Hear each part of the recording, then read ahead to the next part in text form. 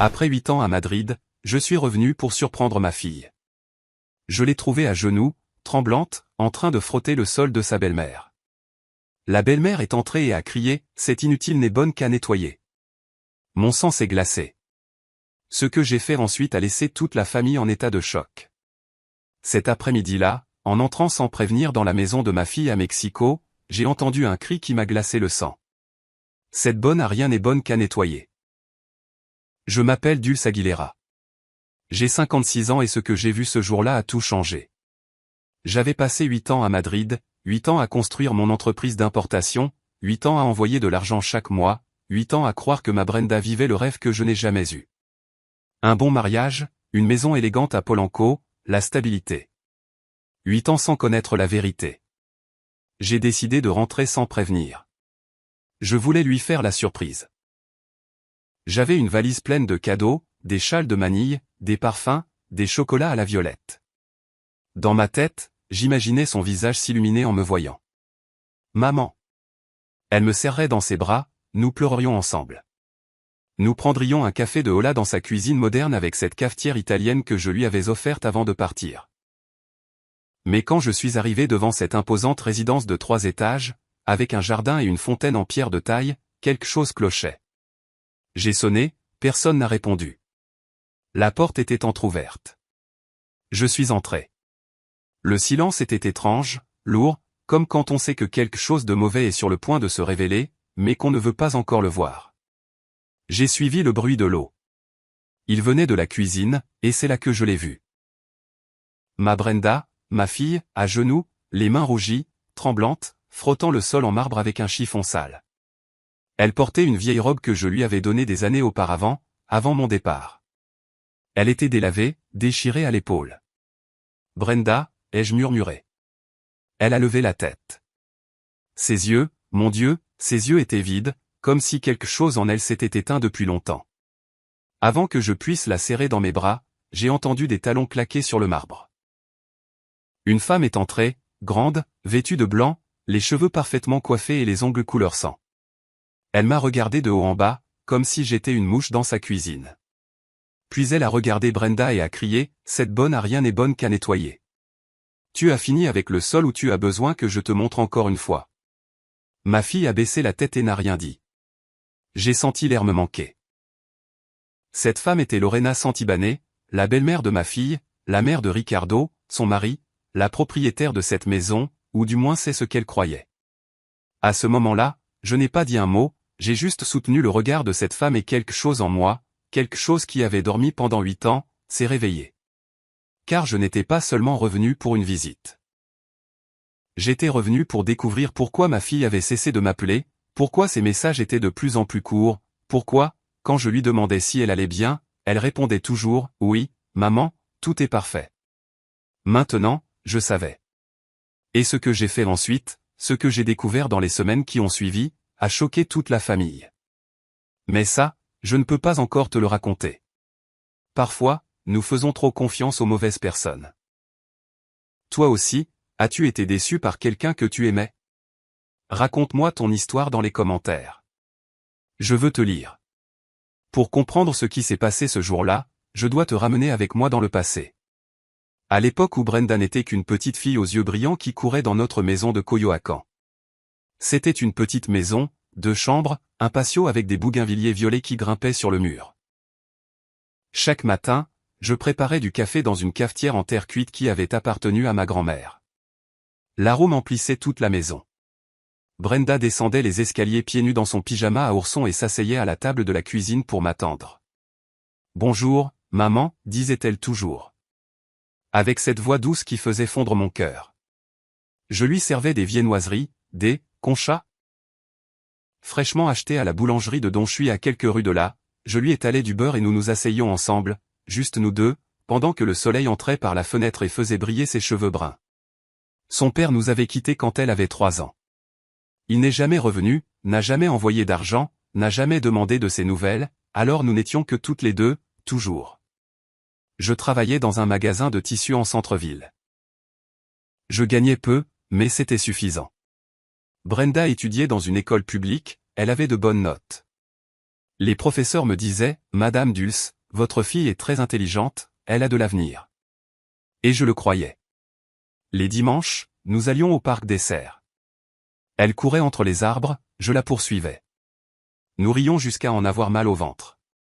Ensuite, nous achetions des esquites à un chariot, nous nous asseyions sur un banc et elle me racontait ses rêves. Maman, quand je serai grande, j'aurai une immense maison avec un jardin et tu vivras avec moi et tu ne travailleras plus jamais. Je lui caressais les cheveux. Je n'ai pas besoin d'une immense maison, mon amour. T'avoir toi, c'est tout ce que j'ai. Mais elle insistait, non, maman, tu verras. Un jour, je te donnerai tout ce que tu mérites. Ma petite, ma Brenda, si pleine de rêves. Quand elle a eu 18 ans, elle est entrée dans une université privée pour étudier le design graphique.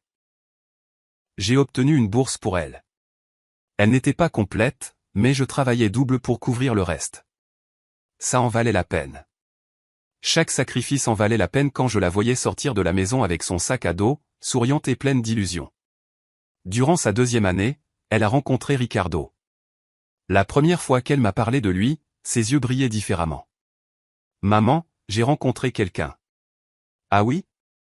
Et comment est-il? Il est beau. Il étudie la gestion.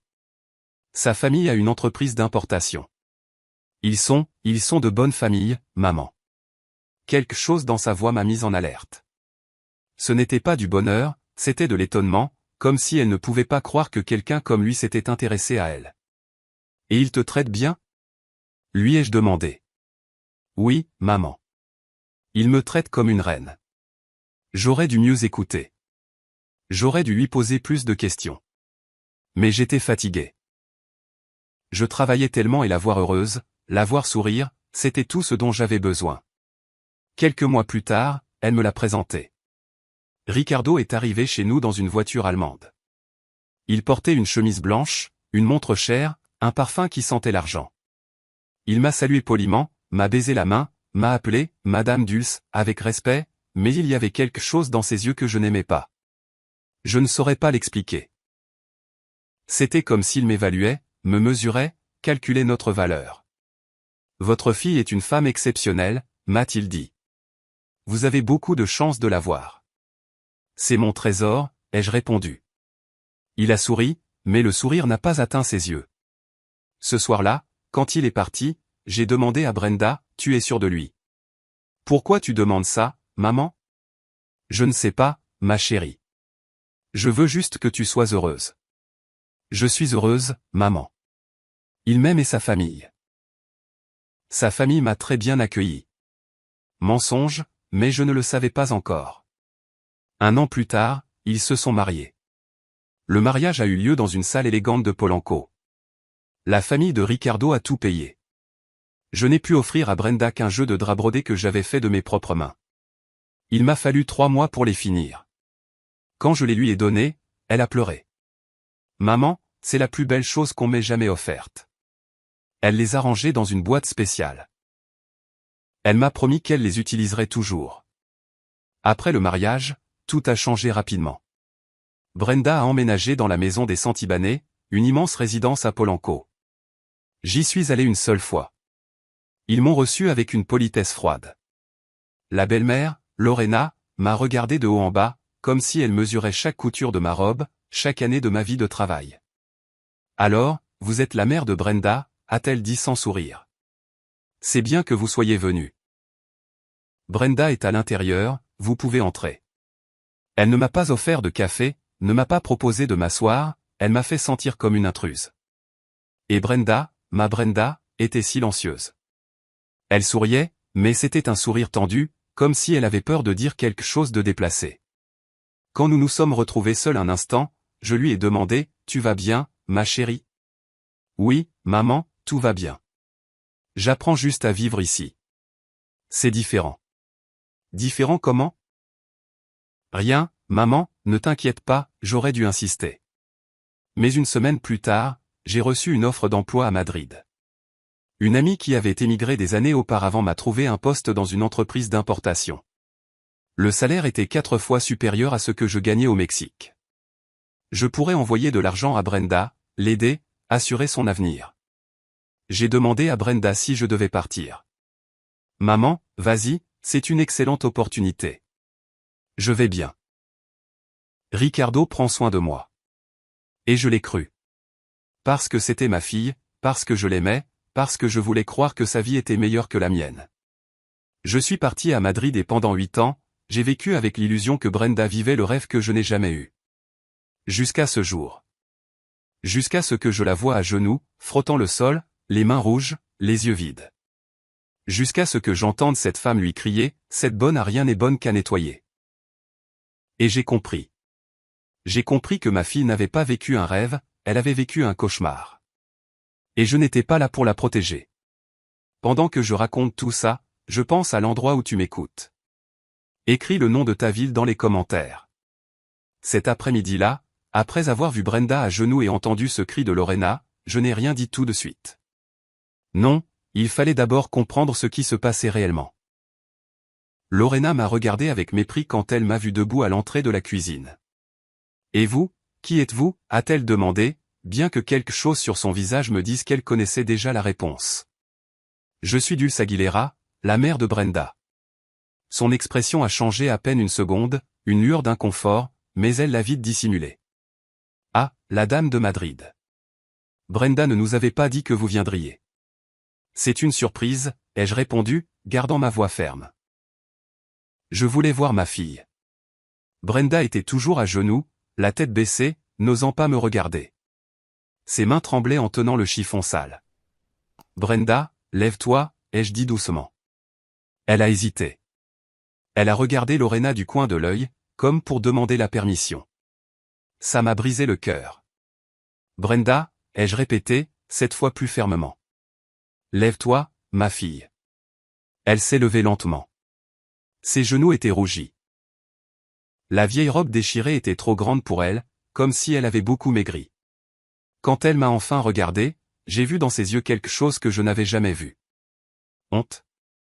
Maman, a-t-elle murmuré. Je ne savais pas que tu venais. Je vois bien que non, ai-je dit. Puis j'ai regardé Lorena directement. Puis-je parler à ma fille seule à seule? Lorena a souri. Mais ce n'était pas un sourire aimable, c'était le sourire de quelqu'un qui sait qu'il a le pouvoir et qui aime l'utiliser. Bien sûr. C'est aussi sa maison. Enfin, techniquement, c'est ma maison, mais Brenda vit ici. Vous pouvez parler dans le salon, j'ai des choses à faire. Elle est sortie de la cuisine, ses talons résonnant sur le marbre, laissant derrière elle une traînée de parfum cher et d'arrogance. Je me suis approché de Brenda et je lui ai pris les mains. Elles étaient rêches, pleines de callosité, des mains qui avaient trop travaillé. « Qu'est-ce qui se passe ici » lui ai-je demandé à voix basse. « Rien, maman, tout va bien. » Ne me mens pas, Brenda. Je t'ai vu à genoux. J'ai entendu ce qu'elle t'a dit. Elle a détourné le regard. C'est juste que Lorena est très exigeante avec la propreté. Elle aime que tout soit parfait et moi, je vis dans sa maison. C'est le moins que je puisse faire. Le moins que tu puisses faire? Où est Ricardo? Pourquoi n'est-il pas là pour te défendre? Il est à l'entreprise, maman. Il travaille beaucoup. L'entreprise familiale est grande. Il a beaucoup de responsabilités. Quelque chose dans sa voix sonnait répété, comme si elle avait prononcé ces mots de nombreuses fois, en essayant de se convaincre elle-même. Et toi, tu ne travailles pas? Elle s'est mordu la lèvre. Lorena dit qu'une bonne épouse se consacre à la maison, que mon travail est de prendre soin de Ricardo et de tout maintenir en ordre. Mais tu as étudié le design graphique. Tu étais talentueuse. Tu ne dessines plus? Je n'ai pas eu le temps, maman. Mensonge. Je l'ai su à ce moment-là, mais je n'ai pas insisté. Pas encore. Où sont les draps que je t'ai offerts, ai-je demandé soudainement. Ceux que j'ai brodés pour ton mariage. Son visage s'est décomposé. Ils sont rangés. Je peux les voir? Maman? Je veux juste les voir. Brenda m'a emmené dans sa chambre. Nous avons monté un escalier en marbre avec une rampe dorée. La maison était immense, ostentatoire, mais il y avait quelque chose de vide en elle, comme si ce n'était qu'une belle coquille sans âme. Quand nous sommes entrés dans sa chambre, j'ai été surprise de voir à quel point elle était petite par rapport au reste de la maison. À peine un lit double et un petit placard. Pas de décoration, pas de photo d'elle et Ricardo ensemble. Rien de personnel. C'était comme une chambre de bonne. Les draps sont là, a-t-elle dit en ouvrant le placard. Mais quand elle a sorti la boîte, j'ai vu qu'elle était froissée, avec des taches d'humidité. Elle l'a ouverte avec précaution et ce que j'ai vu m'a brisé de l'intérieur. Les draps que j'avais brodés avec tant d'amour, chaque point pensé pour elle, étaient déchirés, lacérés à plusieurs endroits, sales. Qu'est-ce qui s'est passé, ai-je demandé, sentant un nœud dans ma gorge. Lorena a dit qu'ils étaient trop ordinaires pour cette maison, qu'ils ne s'accordaient pas avec la décoration. Je les ai utilisés un moment, mais un jour Ricardo a renversé du vin rouge dessus et Lorena a dit qu'ils ne servaient plus à rien, que je devais les jeter. Et pourquoi ne les as-tu pas jetés? Parce qu'ils venaient de toi, maman. Parce que tu les as faits avec tes mains. Je ne pouvais pas. Sa voix s'est brisée. Pour la première fois depuis mon arrivée, je l'ai vu pleurer. Je l'ai serré dans mes bras. J'ai senti son petit corps, fragile, tremblant entre mes bras et j'ai su que quelque chose de terrible s'était passé pendant ces 8 ans. Pourquoi ne m'as-tu rien dit, lui ai-je murmuré. Pourquoi ne m'as-tu pas appelé? Parce que tu étais à Madrid. Parce que tu travaillais tellement. Parce que je ne voulais pas t'inquiéter. Et pourquoi? Parce que je pensais que je pouvais gérer. Je pensais que si je faisais plus d'efforts, si je faisais tout parfaitement, elle m'accepterait. Il m'aimerait comme avant. Comme avant. Elle s'est détachée de moi et s'est essuyée les larmes avec le dos de la main. Au début, quand nous nous sommes mariés, Ricardo était différent. Il était affectueux, attentionné. Il m'apportait des fleurs, me disait que j'étais belle. Mais peu à peu, il a changé. Il a commencé à rentrer tard, à ne plus me parler, à me traiter comme si j'étais invisible. Et Lorena. Lorena a commencé à me donner des ordres, à me critiquer, à me dire que je n'étais pas assez bien pour son fils, que je venais d'une famille pauvre, que je devais être reconnaissante qu'il m'ait accepté. Chaque mot était un poignard dans mon cœur. Et Ricardo, il te défend? Brenda a baissé le regard. Il dit que je dois être plus patiente avec sa mère, qu'elle est comme ça, qu'elle ne le fait pas avec de mauvaises intentions, que je suis trop sensible. Mais tu l'as entendu, Brenda. Je l'ai entendu moi-même. Elle t'a traité de bonne à rien. Elle était en colère parce que je n'avais pas fini de nettoyer à temps. Des invités importants allaient venir. Il fallait que tout soit parfait. Elle la justifiait, défendant la femme même qui l'humiliait, et ça m'a fait plus peur que tout le reste. Brenda, écoute-moi bien. Ce n'est pas normal. Ce qui se passe ici n'est pas normal. Ce n'est pas de l'amour. C'est que tu ne comprends pas, maman. Ils sont différents, ils ont un autre niveau, d'autres coutumes. Je dois m'adapter. T'adapter? Ça inclut qu'on te traite comme une servante? Je ne suis pas leur servante. Je suis la femme de Ricardo. Alors, où est ton mari? Pourquoi n'est-il pas là avec toi maintenant? Pourquoi ne te protège-t-il pas? Elle n'a pas répondu. Parce qu'elle n'avait pas de réponse. Nous avons entendu des pas dans le couloir. Brenda s'est immédiatement tendue. C'est Lorena, a-t-elle murmuré. S'il te plaît, maman, ne fais pas de scène. Je ne veux pas de problème. Des problèmes, Brenda? Il y a déjà des problèmes. S'il te plaît. Elle m'a regardé avec ses yeux suppliants.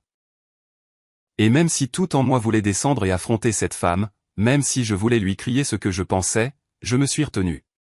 Parce que j'avais besoin de temps, j'avais besoin de comprendre toute la situation, j'avais besoin de savoir exactement ce qui s'était passé pendant ces 8 ans.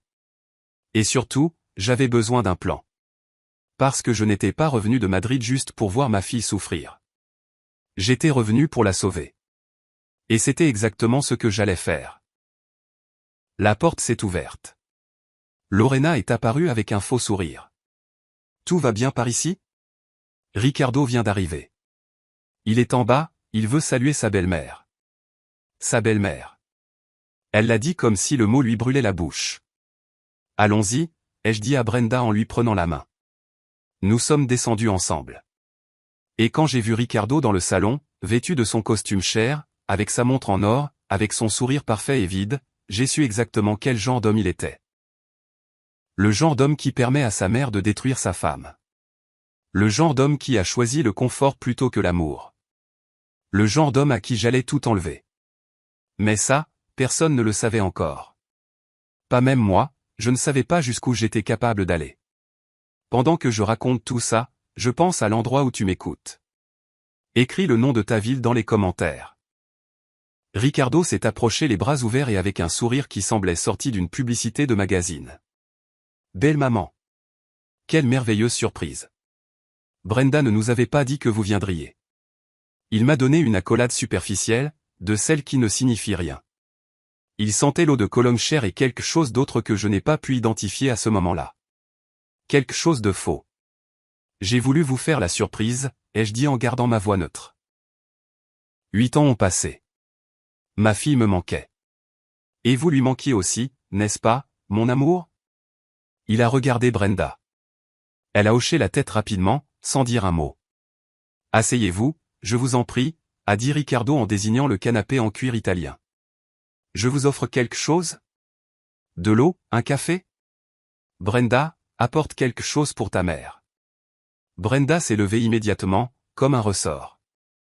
Elle est sortie en courant vers la cuisine sans même me demander ce que je voulais. Ce n'est pas la peine, ai-je dit. Je ne veux pas déranger. Ce n'est pas un dérangement, a répondu Ricardo, s'asseyant en face de moi, les jambes croisées. C'est aussi votre maison. Tant que vous êtes en ville, vous pouvez rester ici avec nous. Lorena, qui observait depuis l'encadrement de la porte, est intervenue immédiatement. Eh bien, il faudrait préparer la chambre d'amis. Elle est pleine de cartons en ce moment. Ce serait peut-être plus confortable que madame séjourne dans un hôtel. Nous pouvons payer, bien sûr. Ce ne sera pas nécessaire, ai-je dit fermement. J'ai déjà réservé un hôtel. Je suis juste venu voir Brenda. Lorena a souri, avec un soulagement à peine dissimulé. Ricardo a continué à parler, remplissant le silence de mots vides sur l'entreprise, sur la façon dont les affaires marchaient bien, sur les nouveaux contrats qu'ils avaient obtenus, sur l'expansion qu'ils planifiaient. L'entreprise de mon père, que son âme repose en paix, a beaucoup grandi sous ma direction. Nous importons des produits européens haut de gamme, vin, huile, fromage, ce genre de choses. Nous avons des clients dans tout le pays. J'hochais la tête pendant qu'il parlait, mais mon esprit était ailleurs. J'observais les meubles chers, les tableaux au mur, les lustres en cristal. Tout criait l'argent, mais quelque chose ne collait pas. Les rideaux étaient un peu usés sur les bords. Le tapis avait de vieilles taches que quelqu'un avait essayé de cacher. Le canapé en cuir était craquelé à certains endroits. C'était comme une belle façade qui commençait à s'effriter. Brenda est revenue avec un plateau. Elle apportait du café dans une tasse en porcelaine fine et des biscuits danois dans une petite assiette. Ses mains tremblaient légèrement alors qu'elle les posait sur la table basse. « Merci, ma chérie », ai-je dit en prenant la tasse. Je suis restée assise là pendant 1 heure, écoutant Ricardo parler encore et encore. Lorena intervenait de temps en temps pour se vanter de ses contacts sociaux, des dîners élégants auxquels il assistait, du club auquel ils appartenaient. Brenda n'a pas dit un seul mot de toute l'heure. Elle était assise à côté de Ricardo, les mains sur ses genoux, le dos droit, le regard fixé sur le sol, comme une statue, comme une poupée sans vie. Quand je me suis finalement levé pour partir, j'ai demandé à Brenda de m'accompagner à la porte. Demain, je veux qu'on déjeune ensemble, juste toi et moi, lui ai-je dit à voix basse. Je ne sais pas si je pourrai, maman. Lorena a un engagement et elle a besoin que je... Brenda, c'est ta mère. Ça fait 8 ans que je ne t'ai pas vue. Un déjeuner. C'est tout ce que je te demande. Elle a regardé derrière elle, où Ricardo et Lorena discutaient. D'accord, a-t-elle finalement murmuré. Où? Au restaurant près du parc Mexico. Tu te souviens? Nous y allions quand tu étais petite. Ses yeux se sont illuminés un instant, une lueur du passé. Je me souviens. À 14 heures. J'y serai, maman. Elle m'a serré dans ses bras. Et dans cette étreinte, j'ai senti tout ce qu'elle ne pouvait pas dire avec des mots. J'ai senti sa peur, sa solitude, sa douleur. Cette nuit-là, dans mon hôtel, je n'ai pas pu dormir. J'ai tourné et retourné dans mon lit en pensant à tout ce que j'avais vu, les mains abîmées de Brenda, ses vieux vêtements, son silence, la façon dont elle demandait la permission du regard avant de faire quoi que ce soit. Ma fille était devenue invisible dans sa propre vie et je n'avais pas été là pour le voir. Le lendemain matin, je suis arrivé au restaurant une demi-heure à l'avance. Je voulais que tout soit prêt. J'ai demandé une table près de la fenêtre, la même où nous nous asseyions quand elle était petite. J'ai commandé du café de Hola, celui qu'elle aimait, et j'ai attendu. 14 heures sont arrivées. Brenda n'est pas apparue. 14h15, rien. 14h30, je lui ai envoyé un message. Elle n'a pas répondu. À 15h15, alors que j'étais sur le point de partir, mon téléphone a sonné. C'était Brenda. Maman, pardon, je ne vais pas pouvoir venir. Qu'est-ce qui s'est passé? C'est qu'il y a eu un imprévu. Lorena a besoin que je l'accompagne à un rendez-vous médical. Son chauffeur est malade. Brenda, on avait rendez-vous. Ça fait 8 ans qu'on ne s'est pas vu. Je sais, maman. Je suis vraiment désolé. Je te promets que demain. Demain? Demain aussi il y aura un imprévu? Silence de l'autre côté. Ce n'est pas ça, maman. Alors, c'est quoi? Dis-le-moi. Dis-moi la vérité. C'est que tu ne comprends pas comment les choses fonctionnent ici. Lorena, elle a besoin de moi. Ricardo travaille toute la journée. Je suis la seule qui peut l'aider. L'aider, Brenda? Elle a de l'argent, elle peut engager qui elle veut. Mais je suis sa belle-fille, c'est ma responsabilité. J'ai senti quelque chose se briser en moi. Et ta responsabilité envers toi-même? Et ta vie? C'est ça, ma vie, maman. Non, ce n'est pas une vie. C'est... Je dois raccrocher. Lorena m'attend. On se parle plus tard. Elle a raccroché. Je suis resté assise là, dans ce restaurant, avec le café qui refroidissait, avec les souvenirs de son enfance qui tournaient dans ma tête et j'ai compris quelque chose de terrible. Ma fille avait renoncé à elle-même. Elle s'était effacée pour plaire à cette famille, pour s'intégrer, pour être acceptée. Et le pire, c'est qu'elle ne s'en rendait même pas compte. Elle pensait que c'était de l'amour. Elle pensait que c'était ça, le mariage. Elle pensait que le sacrifice d'une femme était normal. Parce que personne ne lui avait appris autre chose. Parce que je n'avais pas été là pour le lui apprendre. Je suis sorti du restaurant et j'ai marché sans but dans les rues de la Condesa. Je suis passé par le parc où nous allions. J'ai vu une mère avec sa petite fille courir entre les arbres, riant, libre. Et je me suis fait une promesse à ce moment-là. J'allais faire revenir ma fille. La Brenda qui rêvait, la Brenda qui riait, la Brenda qui avait de la lumière dans les yeux. Peu importe ce que je devais faire, peu importe le temps que ça me prendrait, peu importe contre qui je devrais me battre. Mais d'abord, j'avais besoin d'informations. J'avais besoin de savoir exactement ce qui se passait avec cette famille. Parce que quelque chose me disait qu'il y avait plus, bien plus que ce qu'on voyait en surface. Et j'allais le découvrir. Ce même après-midi, j'ai fait quelque chose que je n'aurais jamais pensé faire. J'ai engagé un détective privé. On m'en avait recommandé un à Madrid, un contact d'affaires qui avait utilisé ses services auparavant. Je lui ai expliqué la situation, je lui ai donné les noms. Ricardo Santibáñez, Lorena Santibáñez, l'entreprise familiale. J'ai besoin de tout savoir, lui ai-je dit. Leur situation financière, leurs affaires, leurs dettes. Tout. Vous êtes sûr, Madame Aguilera? Parfois, on découvre des choses qu'on préférerait ne pas savoir. Je suis sûr. Ma fille est dans cette maison et j'ai besoin de comprendre pourquoi. Compris. Je vous donnerai des nouvelles dans une semaine. Une semaine. 7 jours qui ont semblé une éternité. Pendant ce temps, j'ai essayé de voir Brenda 3 autres fois. Les 3 fois, elle a annulé. Toujours avec une excuse différente, toujours avec cette petite voix, s'excusant, promettant que la prochaine fois, oui. Jusqu'à ce que je cesse finalement d'insister parce que j'ai compris que je n'obtiendrais rien en lui mettant la pression. Elle était piégée dans un réseau invisible de culpabilité, de peur et de manipulation. Et la seule façon de la libérer était de couper ce réseau à la racine. Le 7e jour, le détective m'a appelé. Madame Aguilera, j'ai le rapport. Pouvez-vous venir à mon bureau? J'arrive. 1 heure plus tard, J'étais assise en face de lui, regardant un dossier épais rempli de documents, de photographies, de relevés de comptes. Et ce que j'y ai vu a tout changé. Absolument tout. Je me demande encore si j'ai fait le bon choix. Et toi, qu'aurais-tu fait à ma place? Le détective s'appelait Germain Flore.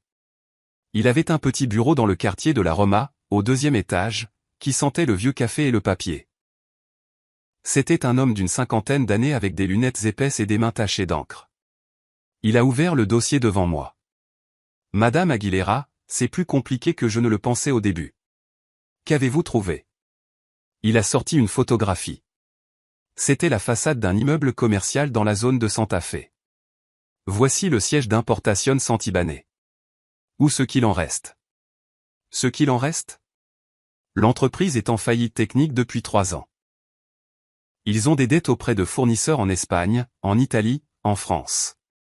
Au total, plus de 2 millions de dollars. J'ai senti l'air me manquer. 2 millions? Et ça, c'est seulement avec les fournisseurs. Ils doivent aussi de l'argent à la banque. Ils ont hypothéqué l'entreprise il y a 4 ans pour couvrir des pertes. Ils n'ont pas pu rembourser. La banque est en procédure de saisie. Il a mis un autre document devant moi. C'était un avis de vente aux enchères judiciaires. Et la maison, ai-je demandé. La maison où vit Brenda. Germain a sorti d'autres papiers. La maison est également hypothéquée. 2 fois. La première hypothèque date de 6 ans. La deuxième, d'il y a 2 ans. Ils doivent environ 800 000 dollars. La banque a déjà entamé la procédure d'expulsion. Ils ont 6 mois, peut-être moins. Je suis resté à regarder les documents, incapable de traiter ce que je voyais. Mais ils vivent comme des riches. Les meubles, les vêtements, les voitures. Façade. A dit Germain en enlevant ses lunettes pour les nettoyer. Tout est apparence. La voiture de Ricardo est en leasing et il a 3 mois de retard sur les paiements. Les cartes de crédit de la famille sont à leur limite. Lorena doit de l'argent même au salon de coiffure. Comment est-ce possible? Comment en sont-ils arrivés là? Ricardo a hérité de l'entreprise de son père il y a 8 ans. Apparemment, M. Santibáñez était un bon gestionnaire. Il avait des contacts, une réputation, de l'expérience. Quand il est mort, Ricardo a essayé de continuer l'affaire, mais il n'avait ni le talent ni la discipline de son père. Il a commencé à faire de mauvaises affaires, à faire confiance aux mauvaises personnes, à dépenser plus qu'il ne gagnait. Et Lorena. Lorena vient d'une famille qui a eu de l'argent il y a des décennies, mais ils n'ont plus rien. Elle vit des apparences. Elle continue d'aller à ses clubs, à ses dîners, prétendant que tout va bien, mais la vérité, c'est qu'ils sont noyés sous les dettes. J'ai regardé les photographies à nouveau. La maison, l'entreprise, tout était un mensonge. Il y a autre chose, a dit Germain d'une voix plus douce. Quelque chose concernant votre fille. Qu'y a-t-il avec Brenda? Il a sorti un reçu bancaire. Au cours des 5 dernières années, Brenda a transféré de l'argent de son compte personnel au compte de l'entreprise. De petites sommes au début, 500 $, 1000 $. Mais au cours de la dernière année, les transferts ont augmenté. Le mois dernier, elle a transféré 3000 $. D'où a-t-elle tiré cet argent? De vous. Des virements que vous lui envoyiez de Madrid. Le monde s'est arrêté. Quoi? Chaque mois, vous lui envoyez de l'argent pour qu'elle l'utilise, pour son bien-être, j'imagine. Mais elle le transférait directement à l'entreprise pour couvrir les dépenses, pour payer les dettes, pour maintenir l'illusion que tout allait bien. J'ai senti que j'ai tout fait. Elle n'a jamais utilisé cet argent pour elle-même? Non, madame. Elle l'a utilisé pour sauver la famille de son mari. Mon Dieu. Y a-t-il plus? Plus. Germain a mis devant moi une série de photographies imprimées. C'étaient des photos de Ricardo dans des restaurants, dans des bars, avec une jeune femme qui n'était pas Brenda. Ricardo a une relation extra-conjugale depuis 2 ans. Cette femme s'appelle Valeria. Elle a 26 ans. Elle travaille comme chargée de relations publiques. Il lui paie un appartement à Polanco. L'appartement est à son nom, mais il couvre le loyer. 2000 $ par mois. Chaque mot était un coup de marteau. Brenda le sait? Je ne sais pas, mais c'est possible. Comment peut-il payer un appartement s'il est en faillite? Avec des cartes de crédit. Et probablement avec l'argent que Brenda transfère. C'est un cercle vicieux. Elle lui donne de l'argent pour sauver l'entreprise. Il l'utilise pour entretenir sa maîtresse. J'ai fermé les yeux. J'ai eu la nausée. Ma fille, ma petite, travaillant comme une servante dans cette maison, donnant chaque centime que je lui envoyais, se sacrifiant pour un homme qui la trompait, pour une famille qui la méprisait. Et tout était un mensonge. La richesse, le succès, l'entreprise prospère, la famille respectable, tout était une farce. De quoi avez-vous besoin de savoir d'autre? A demandé Germain. Je veux les noms de tous les créanciers. Je veux savoir exactement combien ils doivent et à qui. Je veux savoir quand chaque échéance arrive à terme. Je veux tout savoir. Puis-je demander pourquoi? Je l'ai regardé droit dans les yeux. Parce que je vais racheter ces dettes. Toutes. Germain m'a regardé, surpris. Vous êtes sûr? C'est plus de 3 millions de dollars au total. J'ai l'argent. J'ai travaillé 8 ans à Madrid, économisant chaque centime, investissant. J'ai assez. Mais, Madame Aguilera, si vous rachetez les dettes. Si je rachète les dettes, je deviens la créancière. Et je peux décider quoi faire de ces propriétés. Oui, mais. Il n'y a pas de mais. Faites-le. Contactez tous les créanciers. Dites-leur qu'il y a une acheteuse prête à payer en espèces. Et je veux que tout se fasse en silence. Personne ne doit savoir qui est derrière tout ça. Personne. Germain a hoché la tête lentement. Vous aurez besoin d'avocats. C'est complexe. Trouvez-moi les meilleurs. Le coût n'a pas d'importance. Compris? Combien de temps cela prendra-t-il? Si nous agissons vite, 1 mois, peut-être moins. Vous avez 3 semaines, monsieur. 3 semaines. Ma fille souffre dans cette maison depuis 8 ans. Je ne peux pas la laisser un jour de plus que nécessaire. Il s'est levé et m'a tendu la main. Je ferai ce que je peux. Je suis sorti de ce bureau avec le dossier sous le bras. J'ai marché dans les rues de la Roma, ressentant un mélange de colère et de détermination que je n'avais jamais ressenti auparavant. Riccardo Santibane, Lorena Santibane, ils avaient pris ma fille. Ils avaient utilisé sa bonté, son innocence, son besoin d'être accepté. Ils l'avaient transformée en leur bouée de sauvetage pendant qu'ils sombraient dans leur propre incompétence et leurs mensonges. Et ma fille, ma pauvre Brenda, avait tout donné. Son argent, son temps, sa dignité, son âme. Parce que c'est ce que font les femmes bien, n'est-ce pas?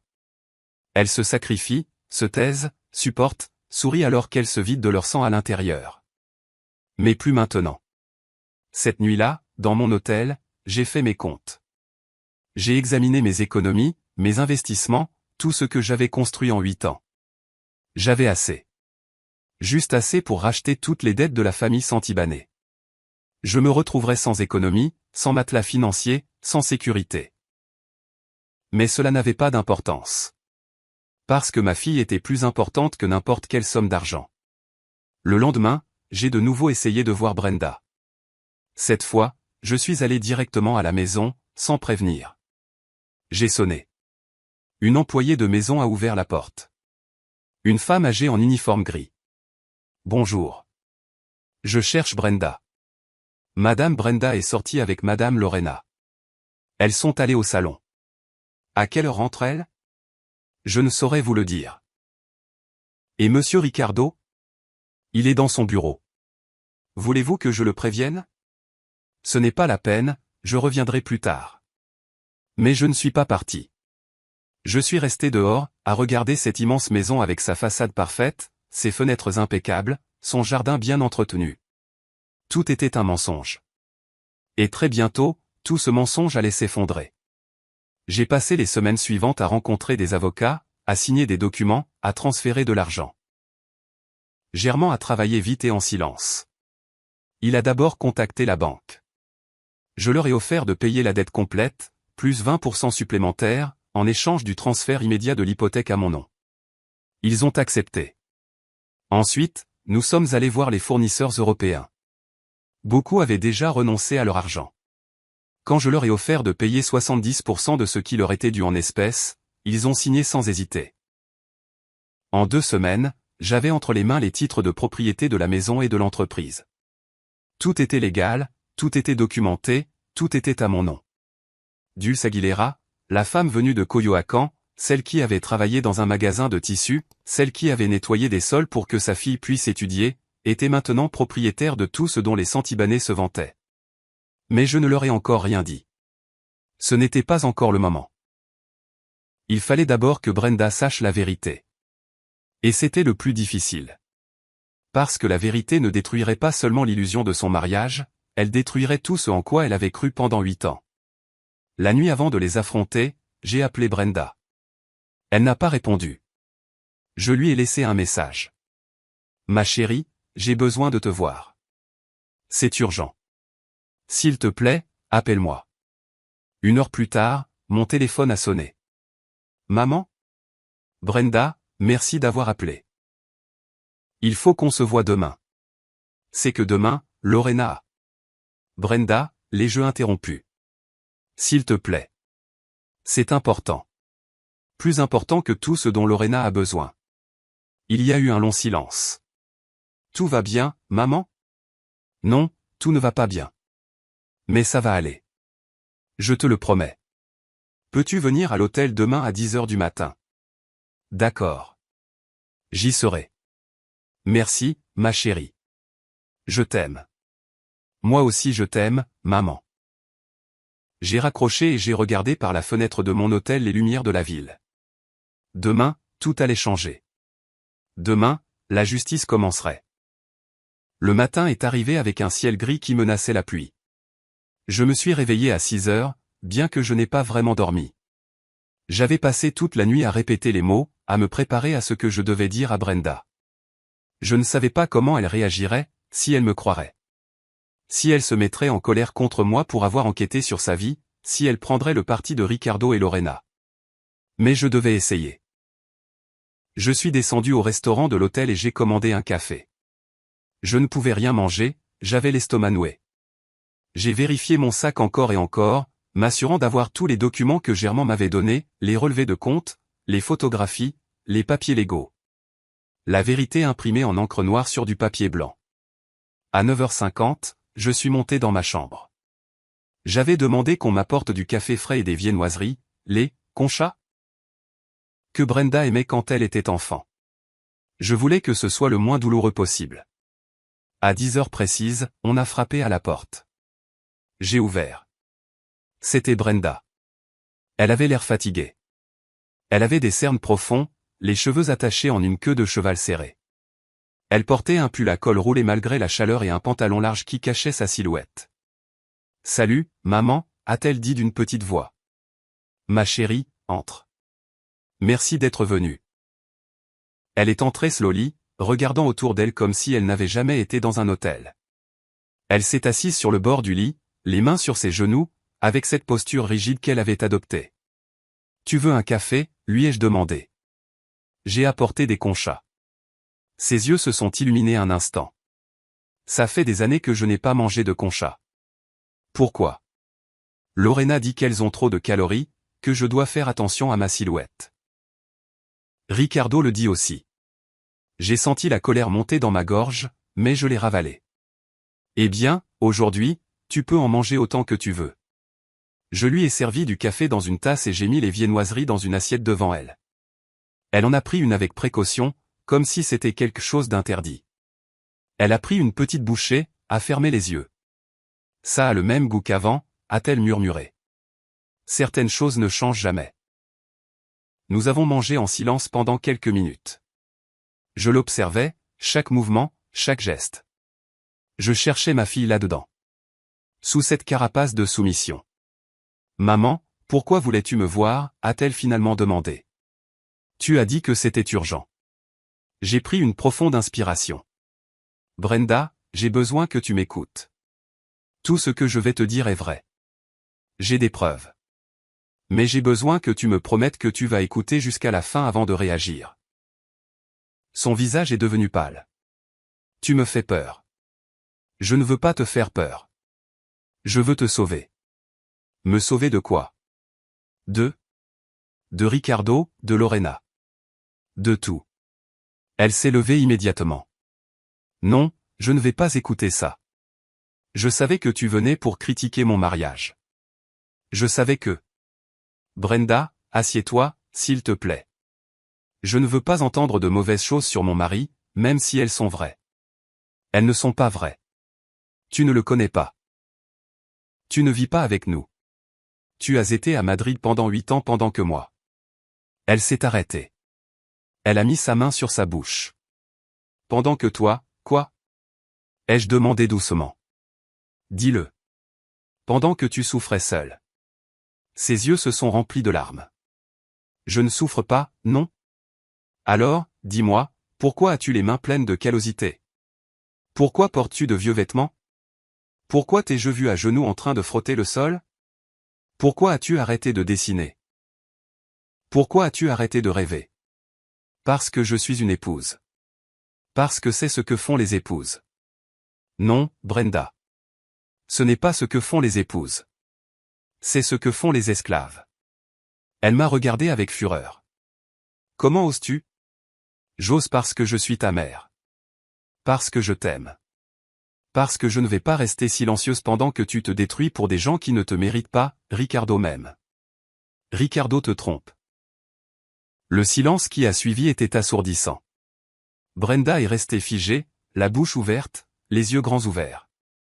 Que as-tu dit? Ricardo a une maîtresse. Elle s'appelle Valeria. Elle a 26 ans. Il lui paie un appartement à Polanco. Mensonge. J'ai des photographies. Je ne veux pas les voir. Brenda a crié. Et c'était la première fois depuis des années que je l'entendais élever la voix. Je ne vais pas écouter ça. Tu inventes des choses pour me séparer de lui. Pourquoi ferais-je ça? Parce que tu ne l'as jamais aimé. Depuis le début. Tu as toujours pensé qu'il n'était pas assez bien pour moi. J'ai pensé que tu n'étais pas assez bien pour lui. Et j'avais raison. Parce que tu vaux 1000 fois plus que ce qu'il ne pourra jamais comprendre. Elle s'est laissée tomber sur le lit en pleurant. J'ai attendu. J'ai laissé les pleurs sortir. Des années de douleur, d'humiliation, de silence, sortant d'un seul coup. Quand elle s'est enfin calmée, je me suis assise à côté d'elle, je lui ai mis une main sur l'épaule. Il y a plus, ai-je dit doucement. Et tu as besoin de le savoir. Je ne veux plus rien savoir. L'entreprise est en faillite. La maison est hypothéquée. Ils ont plus de 3 millions de dollars de dettes. Ils vont tout perdre en moins de 6 mois. Elle a levé la tête lentement. Comment sais-tu ça? J'ai engagé un détective. Il m'a donné tous les détails. J'ai les documents ici. Je suis allé chercher le dossier et je l'ai posé devant elle. Elle l'a ouvert avec des mains tremblantes. Elle a commencé à lire les relevés de compte, les avis de saisie, les poursuites. Ce n'est pas possible, murmurait-elle. Ce n'est pas possible. C'est la vérité, ma chérie. Tout est vrai. Mais Ricardo dit toujours que les affaires vont bien, que nous nous développons. Il te ment. Il t'a menti pendant toutes ces années. Elle est arrivée aux photographies de Ricardo avec Valeria. Elle les a regardées pendant un long moment. Sur l'une, ils s'embrassaient à la porte d'un restaurant. Sur une autre, il lui mettait un collier. Sur une autre, ils entraient ensemble dans un immeuble d'appartements. Tu connais cet immeuble, ai-je dit. Il est à 6 pâtés de maison de chez toi. Une larme est tombée sur la photographie. Depuis combien de temps, a-t-elle demandé d'une voix brisée. 2 ans. 2 ans. Oui. Et moi, je lui ai tout donné. Tout l'argent que tu m'envoyais, je l'ai transféré à l'entreprise pour les aider, pour les sauver. Je le sais. Tu le sais? C'est dans les documents. Tous les transferts. Chaque centime que je t'ai envoyé est allé directement à cette entreprise fantôme. Et il l'a utilisé pour entretenir sa maîtresse. Elle s'est pliée en deux comme si on lui avait donné un coup dans l'estomac. Je suis une idiote. Non, tu n'es pas une idiote. Tu es une femme qui a trop aimé quelqu'un qui ne le méritait pas, j'ai tout sacrifié. Ma carrière, ma dignité, ma vie. Et pourquoi? Pour qu'il me trompe, pour que sa mère me traite comme une ordure, pour vivre dans une maison qui n'est même pas la leur. Plus maintenant, ai-je dit fermement. Plus maintenant. Brenda m'a regardé avec ses yeux rouges et gonflés. Qu'est-ce que je peux faire? Je n'ai pas d'argent. Je n'ai pas de travail. Je n'ai rien. Tu as ta mère. Et c'est plus que ce qu'ils ont. Je ne comprends pas, j'ai sorti une autre enveloppe de mon sac. À l'intérieur se trouvaient les titres de propriété. La maison, l'entreprise, tout. J'ai racheté leurs dettes, ai-je dit. Toutes. La maison est à mon nom maintenant. L'entreprise aussi. Elles sont à moi. Brenda m'a regardé sans comprendre. Quoi? J'ai dépensé toutes mes économies, chaque centime que j'ai gagné à Madrid. Mais je l'ai fait. J'ai acheté tout ce qu'ils croient être à eux. Mais ça veut dire. Ça veut dire que je peux faire ce que je veux de ces propriétés. Et ce que je veux, c'est te les donner. À toi. À moi? Tu es ma fille. Tout ce que j'ai est à toi. Ça l'a toujours été. Elle est restée à regarder les documents, incapable de traiter ce qu'elle voyait. Pourquoi? Pourquoi as-tu fait ça? Parce que tu es ma fille. Parce que je t'aime. Parce que je ne laisserai pas cette famille continuer à te détruire. Mais tu as perdu tout ton argent. L'argent se récupère. Toi, non. Si je t'avais perdu, toi. Si tu étais resté dans cette maison 1 an de plus, 2 ans de plus, je ne sais pas s'il serait resté quelque chose de toi à sauver. Elle m'a serré fort dans ses bras, comme quand elle était petite et faisait des cauchemars, et que j'étais la seule à pouvoir les chasser. Merci, maman, a-t-elle sangloté. Merci. Je l'ai tenue pendant qu'elle pleurait. Des années de larmes contenues, des années d'humiliation ravalées. Quand elle s'est enfin détachée, son visage était trempé, mais ses yeux étaient différents. Il y avait quelque chose là que je n'avais pas vu depuis des jours, quelque chose que je pensais avoir disparu pour toujours. Il y avait de la fureur. Qu'est-ce qu'on va faire, a-t-elle demandé. On va récupérer ta vie. Comment? Demain, nous irons dans cette maison ensemble. Et nous leur dirons la vérité.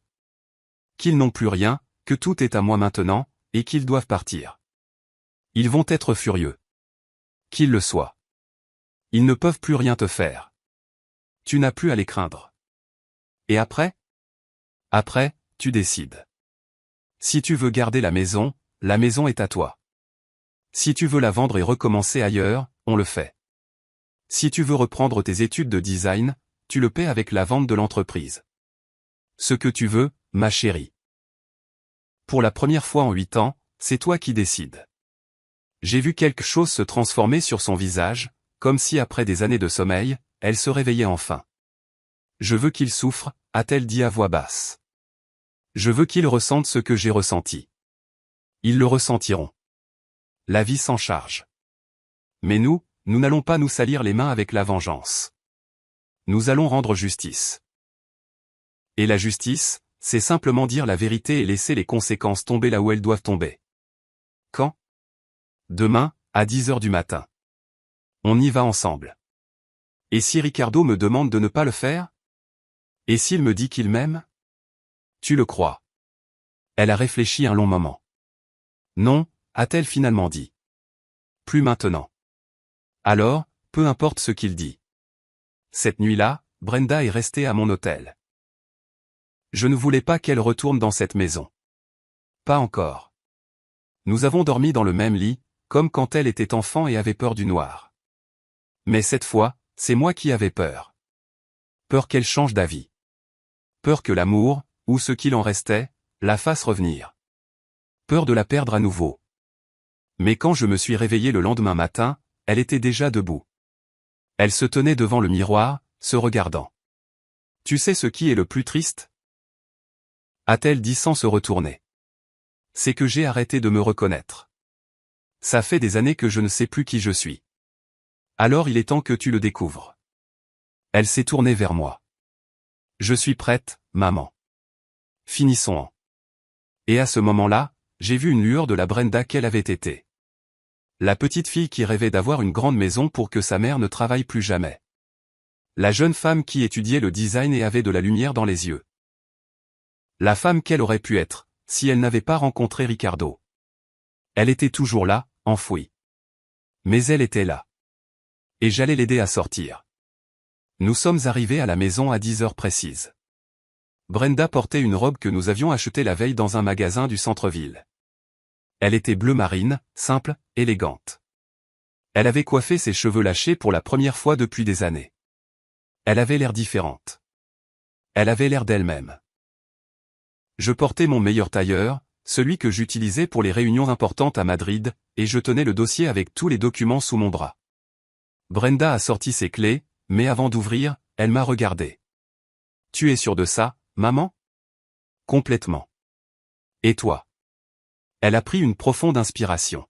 « Oui. Je ne peux plus continuer à vivre comme ça. Je ne peux plus continuer à être invisible. Alors, entrons. » Elle a ouvert la porte. La maison était silencieuse. Nous avons entendu des voix venant de la salle à manger.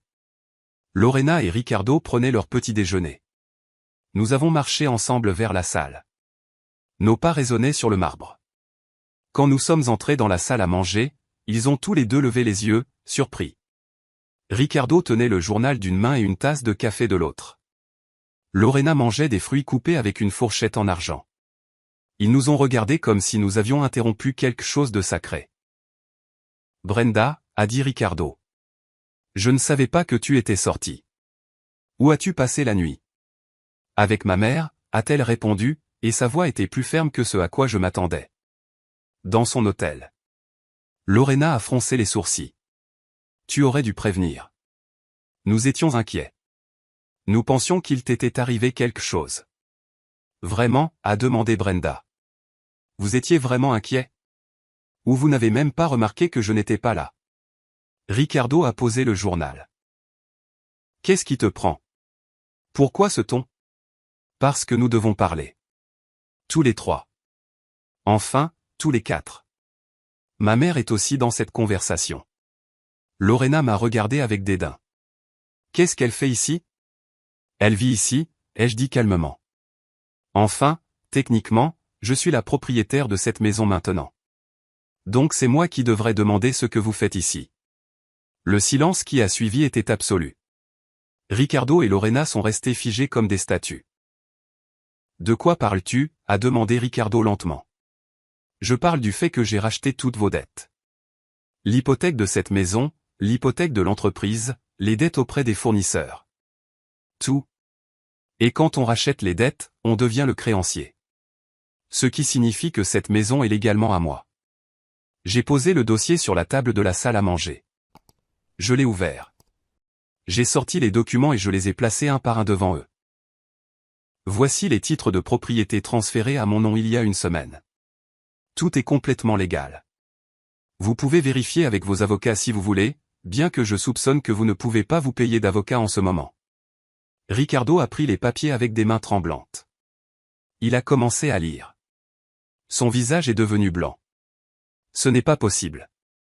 C'est tout à fait réel. Lorena s'est levée d'un coup. Comment osez-vous ? Comment osez-vous entrer dans ma maison et... Ce n'est pas votre maison, les jeux interrompus. Plus maintenant. Et ça ne l'était plus depuis un moment. Vous deviez plus de 800 000 $ à la banque. Vous alliez la perdre de toute façon. J'ai juste accéléré le processus. Pour qui vous prenez-vous ? Je suis la mère de Brenda. La femme que vous avez utilisée pendant 8 ans. La femme dont vous avez utilisé l'argent pour maintenir votre farce de richesse pendant que vous traitiez ma fille comme une ordure. Nous ne la traitons pas comme une ordure, a crié Ricardo. Brenda est ma femme. Elle vit dans une belle maison. Elle a tout ce dont elle a besoin. Tout, a demandé Brenda, et sa voix a tremblé, mais ne s'est pas brisée. J'ai tout ? J'ai du respect ? J'ai de l'amour ? J'ai de la dignité ? Bien sûr que oui. Mensonge. Je n'ai rien. Je suis votre servante. La servante de ta mère. Je nettoie ses sols, je lave ses vêtements, je cuisine sa nourriture. Et pendant que je fais tout ça, tu es avec Valeria. Ricardo s'est levé si vite que sa chaise est tombée en arrière. De quoi parles-tu ? Je sais tout, Ricardo. Je sais que tu as une maîtresse. Je sais que tu lui paies un appartement. Je sais que tu utilises l'argent que ma mère m'envoyait pour l'entretenir pendant que je me casse les mains à nettoyer ta maison. Brenda, je peux expliquer. Je ne veux pas d'explication. Plus maintenant. Lorena est intervenue d'une voix venimeuse. C'est de ta faute, m'a-t-elle désigné. C'est toi qui lui as mis ces idées dans la tête. Tu la manipules contre sa propre famille. Sa famille, ai-je ri sans humour. Vous n'êtes pas sa famille. Je suis sa famille. Et la seule manipulation ici, c'est celle que vous avez exercée sur elle pendant des années. Nous lui avons donné un toit, nous lui avons donné la stabilité. Vous lui avez donné l'esclavage. Vous l'avez transformé en votre employé non rémunéré. Et le pire, c'est que vous l'avez fait avec une telle subtilité qu'elle a pensé que c'était de l'amour. Ricardo s'est approché de Brenda les bras tendus. Mon amour, s'il te plaît. C'est un malentendu. Ta mère ne comprend pas comment les choses fonctionnent ici. Nous t'aimons. Je t'aime. Brenda a reculé. Ne me touche pas, Brenda. Ne me touche pas. Je ne veux plus jamais que tu me touches. Tu es irrationnel. Ta mère t'a lavé le cerveau. Ma mère m'a ouvert les yeux. Il y a une différence. J'ai sorti une autre enveloppe du dossier. C'étaient les photographies de Ricardo avec Valeria. Je les ai posées sur la table une par une. Explique-lui ça, ai-je dit. Explique-lui pourquoi tu embrassais une autre femme pendant que ta femme nettoyait le sol de ta mère. Explique-lui pourquoi tu payais un appartement à ta maîtresse avec l'argent qu'elle te donnait pour sauver l'entreprise. Ricardo a regardé les photographies.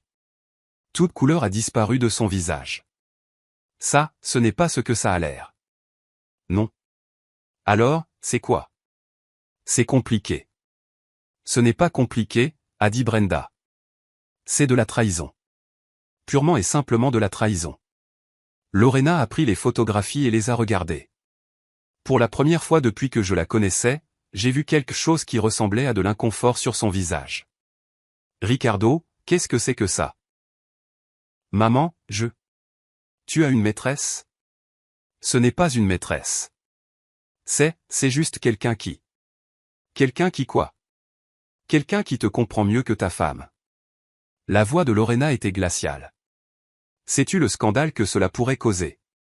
Sais-tu ce qu'il dirait au club, dans la société? Et voilà. La vérité. Lorena ne se souciait pas de la douleur de Brenda. Elle se souciait du scandale, de l'apparence, du qu'en dira-t-on. Vous n'avez plus de club. Ai-je dit. Vous n'avez plus de société.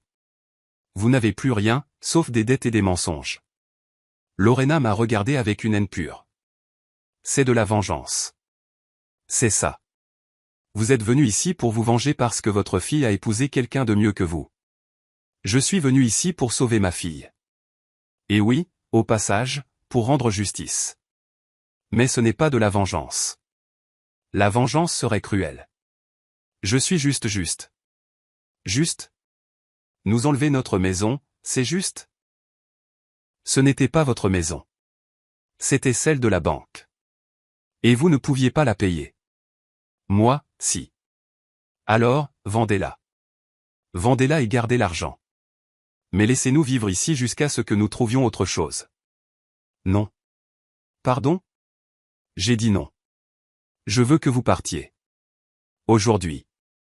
Ricardo a fait un pas vers moi et pour la première fois, j'ai vu quelque chose de dangereux dans ses yeux.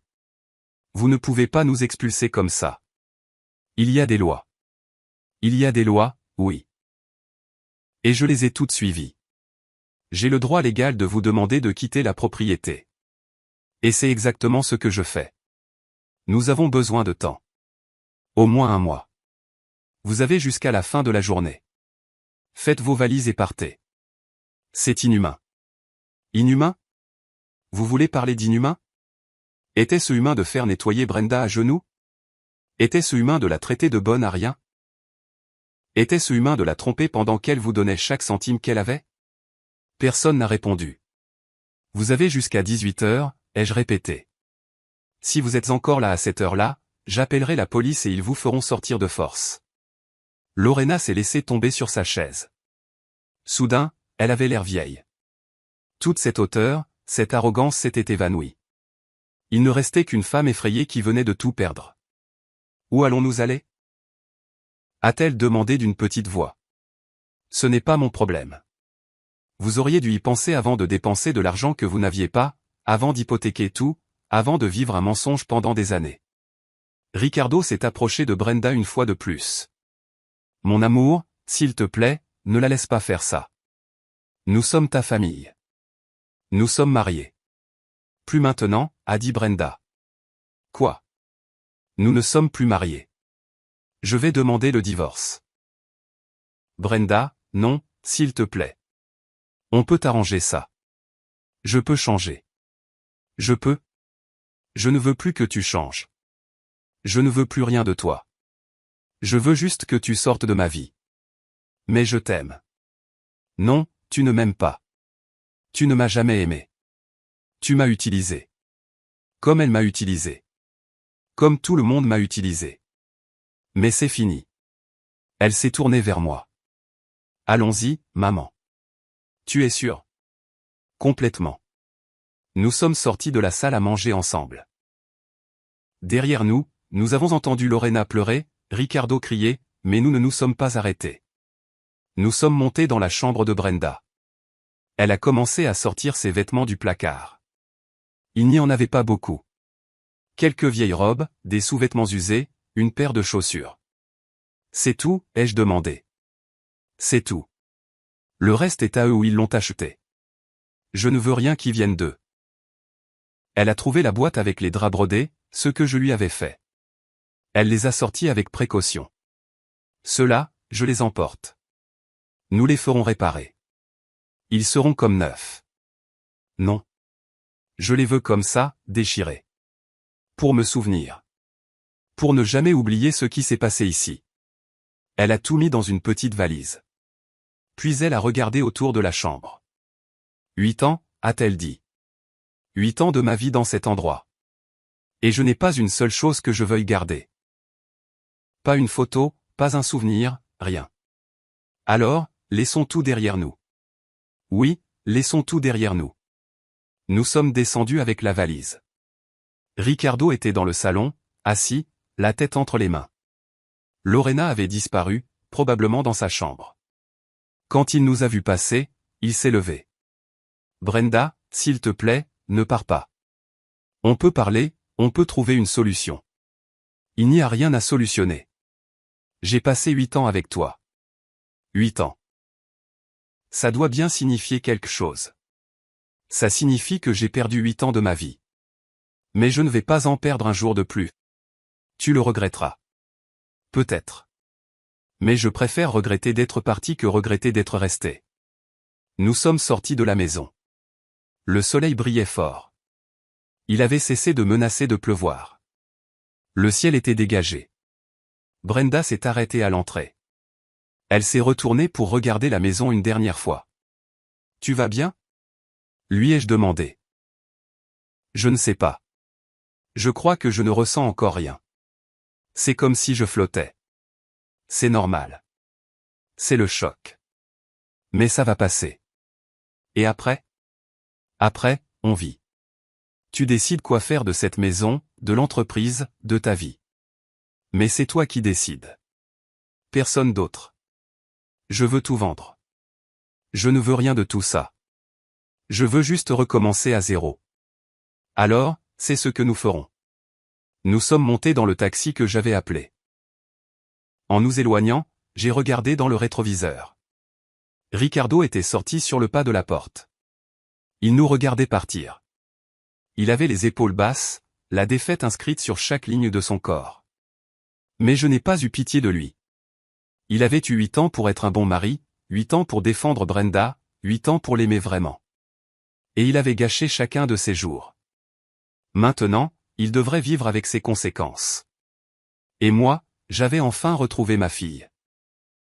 Les mois suivants furent étranges, comme si nous vivions dans 2 mondes à la fois.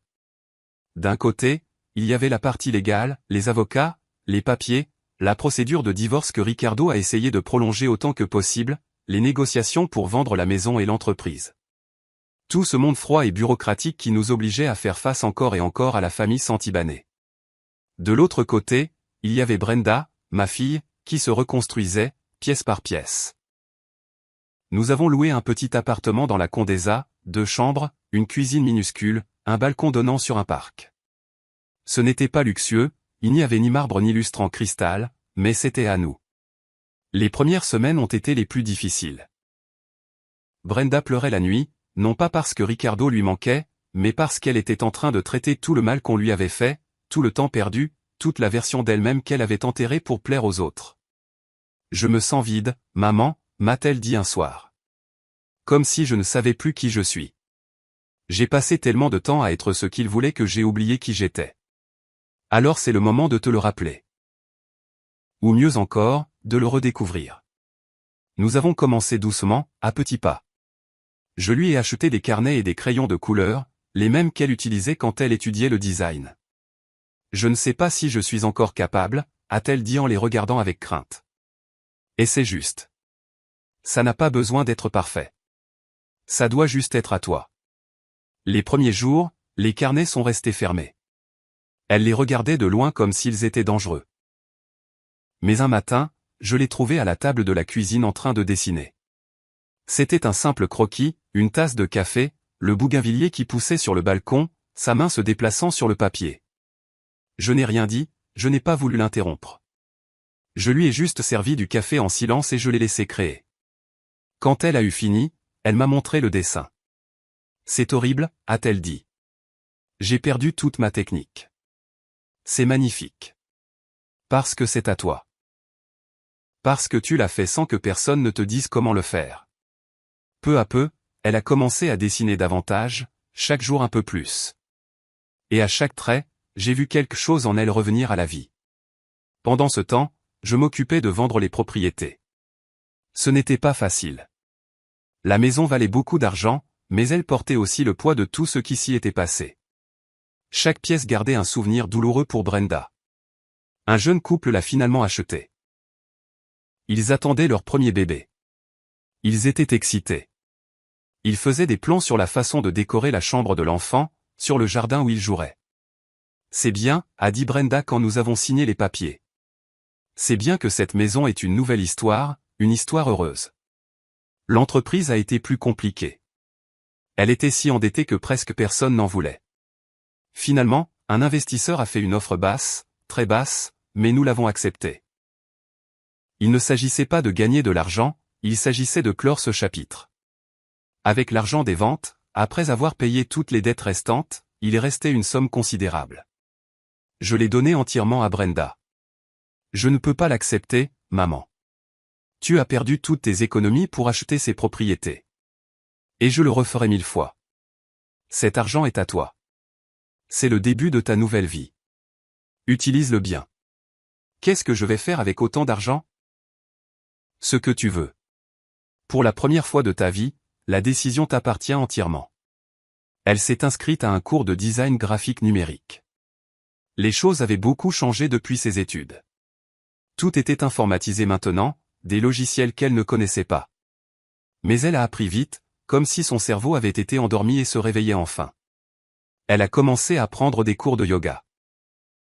Elle disait qu'elle avait besoin de se reconnecter avec son corps après des années à le traiter comme une machine qui ne servait qu'à travailler. Elle s'est coupé les cheveux. Un grand changement, d'une chevelure jusqu'à la taille à une coupe moderne aux épaules. Quand elle est sortie du salon de coiffure, je l'ai à peine reconnue. Qu'en penses-tu? A-t-elle demandé en se touchant les cheveux nerveusement. Je pense que tu es magnifique. Tu ressembles à toi. Elle s'est regardée dans le rétroviseur de la voiture. Lorena détestait que je porte les cheveux courts. Elle disait que Ricardo préférait les femmes aux cheveux longs, alors je ne les ai jamais coupés. Et maintenant, qu'est-ce que tu ressens? Je me sens libre. Durant ces mois, Ricardo a essayé de la contacter plusieurs fois. Appels, messages, fleurs envoyées à l'appartement. Brenda n'a répondu à rien. Tu n'es pas curieuse, lui ai-je demandé une fois. Tu ne veux pas savoir ce qu'il a à dire? Non.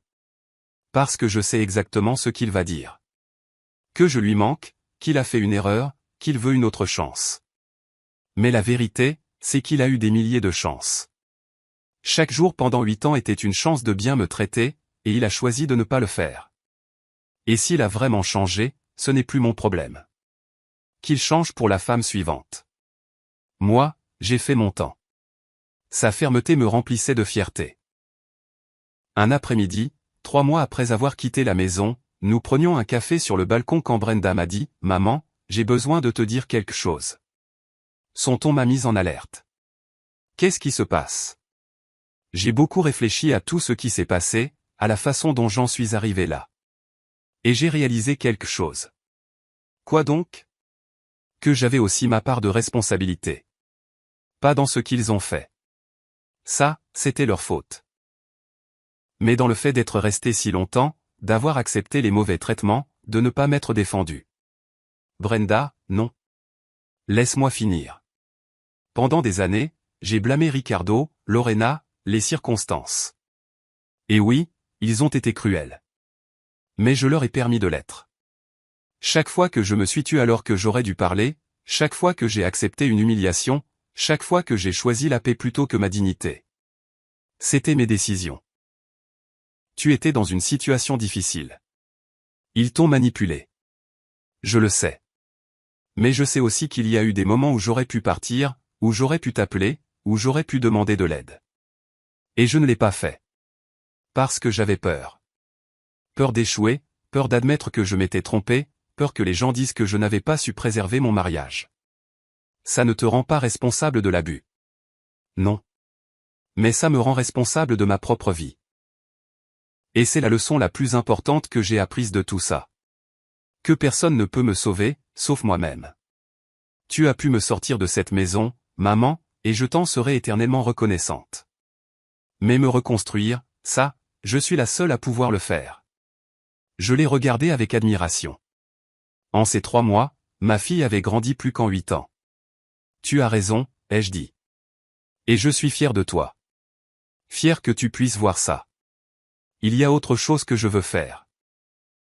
Quoi donc? Je veux suivre une thérapie. J'ai besoin de comprendre pourquoi j'ai accepté tout ça. Qu'est-ce qu'il y avait en moi qui m'a fait croire que je méritais d'être traité ainsi? Parce que si je ne le comprends pas, si je ne guéris pas, je vais répéter le même schéma avec quelqu'un d'autre. C'est une excellente idée. Elle a commencé la thérapie la semaine suivante. Elle y allait 2 fois par semaine. Elle ne me racontait pas tout ce qu'elle disait à sa thérapeute, mais je voyais les changements. La façon dont elle se tenait plus droite, la façon dont elle soutenait le regard, la façon dont elle disait « non » sans s'excuser. Un soir, après une de ces séances, elle est arrivée à l'appartement les yeux rouges, mais avec une expression de paix. « Ça va ?» ai-je demandé.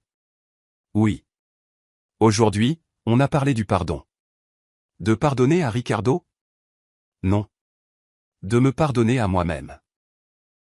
Ma thérapeute dit que j'ai porté tellement de culpabilité, tellement de honte, que je ne me suis pas permis de vraiment guérir. Que je dois me pardonner pour toutes les fois où je ne me suis pas défendu, pour toutes les années que j'ai perdues, pour m'être oublié moi-même. Et tu as réussi? J'essaie. C'est plus difficile que je ne le pensais. Mais j'essaie. Pendant que Brenda se reconstruisait, j'observais de loin ce qui arrivait au Santibanais. Non pas parce que je voulais me venger, mais parce que je devais m'assurer qu'il n'essaierait plus de faire de mal à Brenda. Lorena a déménagé dans un petit appartement dans le quartier de Del Val. Rien de luxueux, rien qui ressemblait à la vie qu'elle avait eue. Je l'ai vue une fois au supermarché. Elle portait des vêtements ordinaires, sans bijoux, les cheveux non teints, laissant voir ses cheveux gris. Elle avait l'air petite, fragile. Ce n'était plus la femme hautaine qui criait des ordres. Quand elle m'a vu, elle a détourné le regard et est partie rapidement. Je n'ai ressenti aucune satisfaction, seulement de la tristesse. Tristesse pour une femme qui avait basé toute son identité sur des choses extérieures, une maison, un nom de famille, un argent qu'elle n'avait plus. Et maintenant que tout cela avait disparu, il ne lui restait rien, pas même elle-même. Pour Ricardo, ce fut pire. Il a essayé de trouver du travail dans plusieurs entreprises d'importation, mais sa réputation le précédait. La nouvelle de la faillite de son entreprise s'était répandue rapidement dans ce petit cercle élitiste. Personne ne voulait l'embaucher. La dernière chose que j'ai su de lui, c'est par Germain, mon détective, qui continuait de me tenir informé. Ricardo Santibáñez travaille comme vendeur dans une grande surface, m'a-t-il dit. Valeria, sa maîtresse, l'a quitté il y a 2 mois. Apparemment, il ne pouvait plus maintenir son style de vie. Comment va-t-il? Selon mes sources, pas bien. Il boit beaucoup, a pris du poids, a l'air négligé. Certains disent qu'il est déprimé. Je n'ai ressenti aucune joie en entendant cela. Je n'ai ressenti rien qui ressemble à une vengeance accomplie. J'ai seulement ressenti une sorte de justice tranquille. La vie avait donné à Ricardo exactement ce qu'il méritait. Non pas par ma main, non pas parce que je cherchais à le détruire, mais parce que les conséquences naturelles de ses actes l'avaient enfin rattrapé. Il avait menti, il avait trompé, il avait utilisé les autres, il avait vécu au-dessus de ses moyens, construisant une fausse vie avec de l'argent emprunté et des promesses vides. Et maintenant, il payait le prix de ses décisions. Je n'avais rien de plus à faire. La justice n'est pas toujours spectaculaire. Parfois, elle est simplement silencieuse, inexorable, comme l'eau qui use la pierre, non pas par la force, mais par la persistance. Un dimanche après-midi, 6 mois après que Brenda ait quitté cette maison, nous cuisinions ensemble dans notre appartement. Elle préparait une sauce verte. Je préparais du poulet. La radio diffusait une musique douce en fond. La sonnette a retenti. Brenda est allée ouvrir. Elle est revenue avec une grande enveloppe. « Qu'est-ce que c'est » ai-je demandé. « Je ne sais pas. Il n'y a pas d'expéditeur. » Elle l'a ouverte avec précaution. À l'intérieur, il y avait une lettre manuscrite. J'ai immédiatement reconnu l'écriture. C'était celle de Ricardo. Brenda l'a lue en silence. Son expression n'a pas changé. Quand elle a eu fini, elle l'a posée sur la table. « Qu'est-ce qu'elle dit » ai-je demandé, bien que je ne sois pas sûr de vouloir savoir. Il dit qu'il est désolé. Qu'il comprend si je ne peux pas lui pardonner. Qu'il sait qu'il a tout gâché. Qu'il suit une thérapie.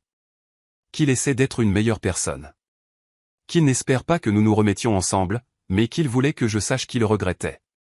Et toi, qu'est-ce que tu ressens? Elle a réfléchi un long moment. Rien. Et c'est ça qui est étrange. Je m'attendrais à ressentir de la colère, ou de la tristesse, ou quelque chose. Mais je ne ressens rien. Comme si je lisais l'histoire d'un inconnu. C'est peut-être ça, la vraie conclusion. Quand quelqu'un qui a un jour tout signifié pour toi ne signifie plus rien. Peut-être. Elle a pris la lettre et l'a rangée dans un tiroir. Je ne vais pas répondre.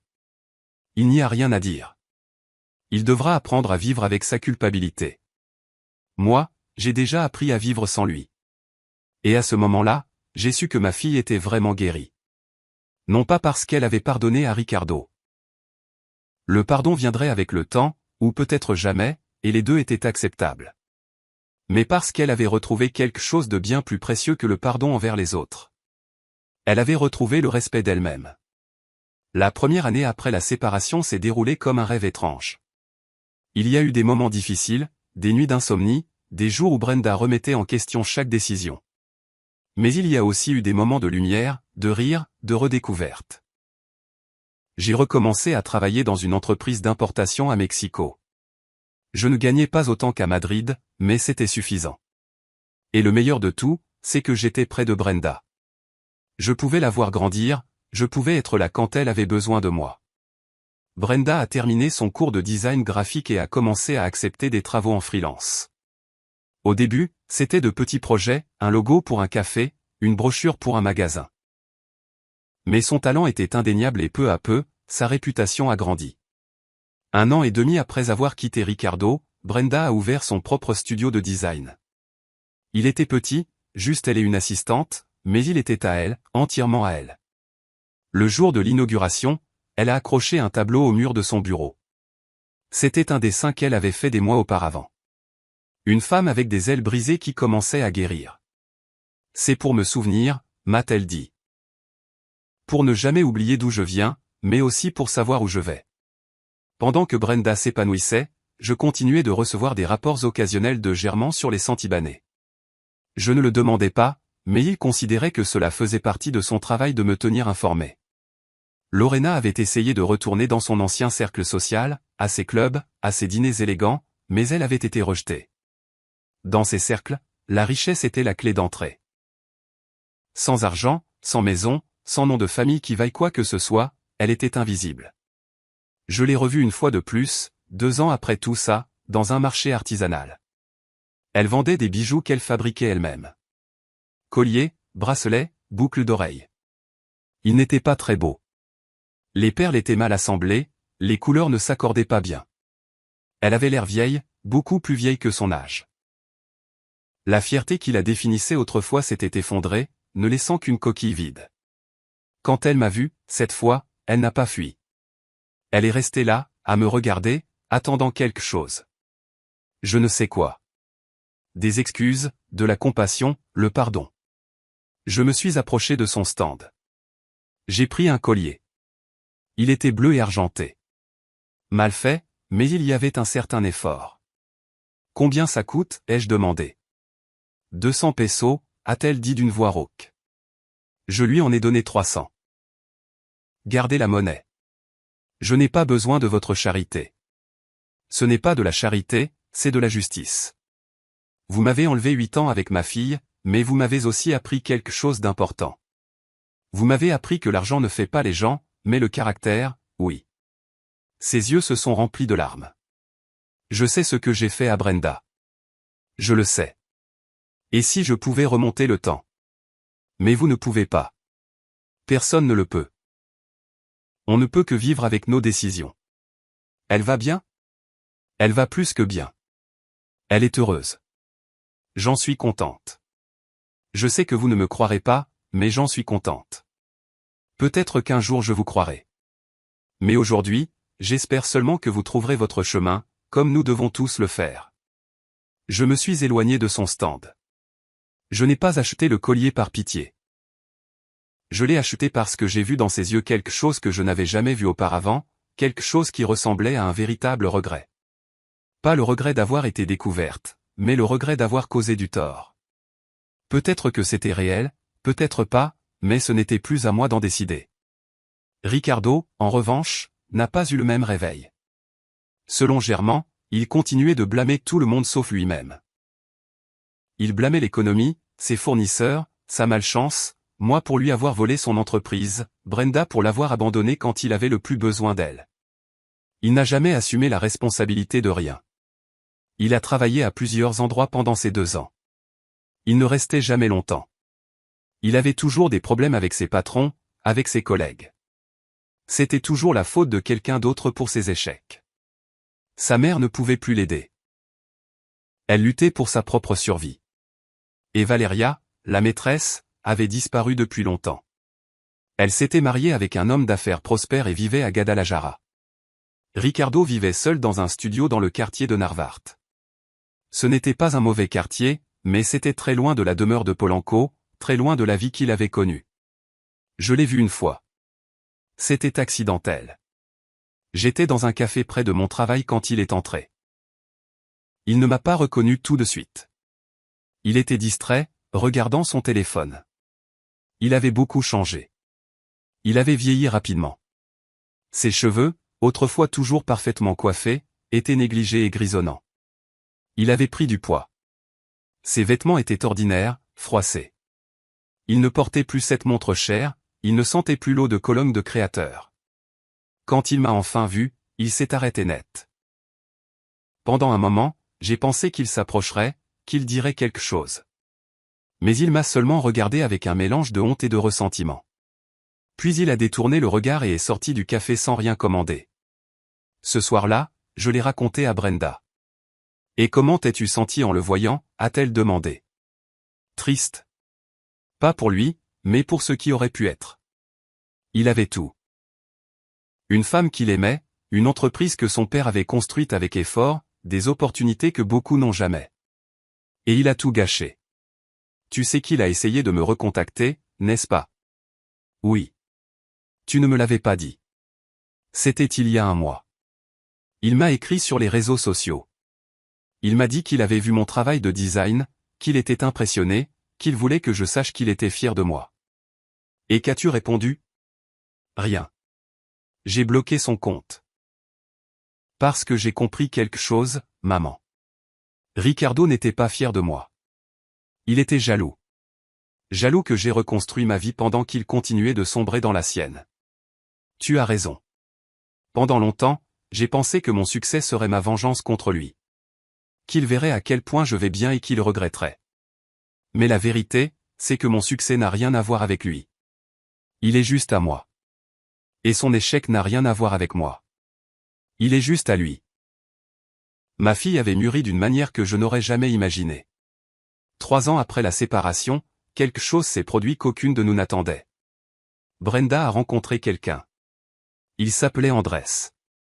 Il était architecte, calme, gentil, avec un sourire sincère et des yeux qui la voyaient vraiment. La première fois qu'il est venu dîner, j'ai observé chaque geste, chaque mot, cherchant des signes d'alerte, cherchant la moindre similitude avec Ricardo. Mais il n'y en avait aucune. Andrés lui demandait son avis sur tout. Il écoutait quand elle parlait. Il la traitait comme son égale, pas comme un accessoire. Quand elle a mentionné qu'elle avait été mariée avant, il n'a pas jugé. Il a simplement dit, nous avons tous un passé. L'important, c'est d'en tirer des leçons. Après son départ, Brenda m'a demandé, qu'en penses-tu? Je pense que c'est un homme bien. Mais le plus important, c'est, qu'en penses-tu? J'ai peur, maman.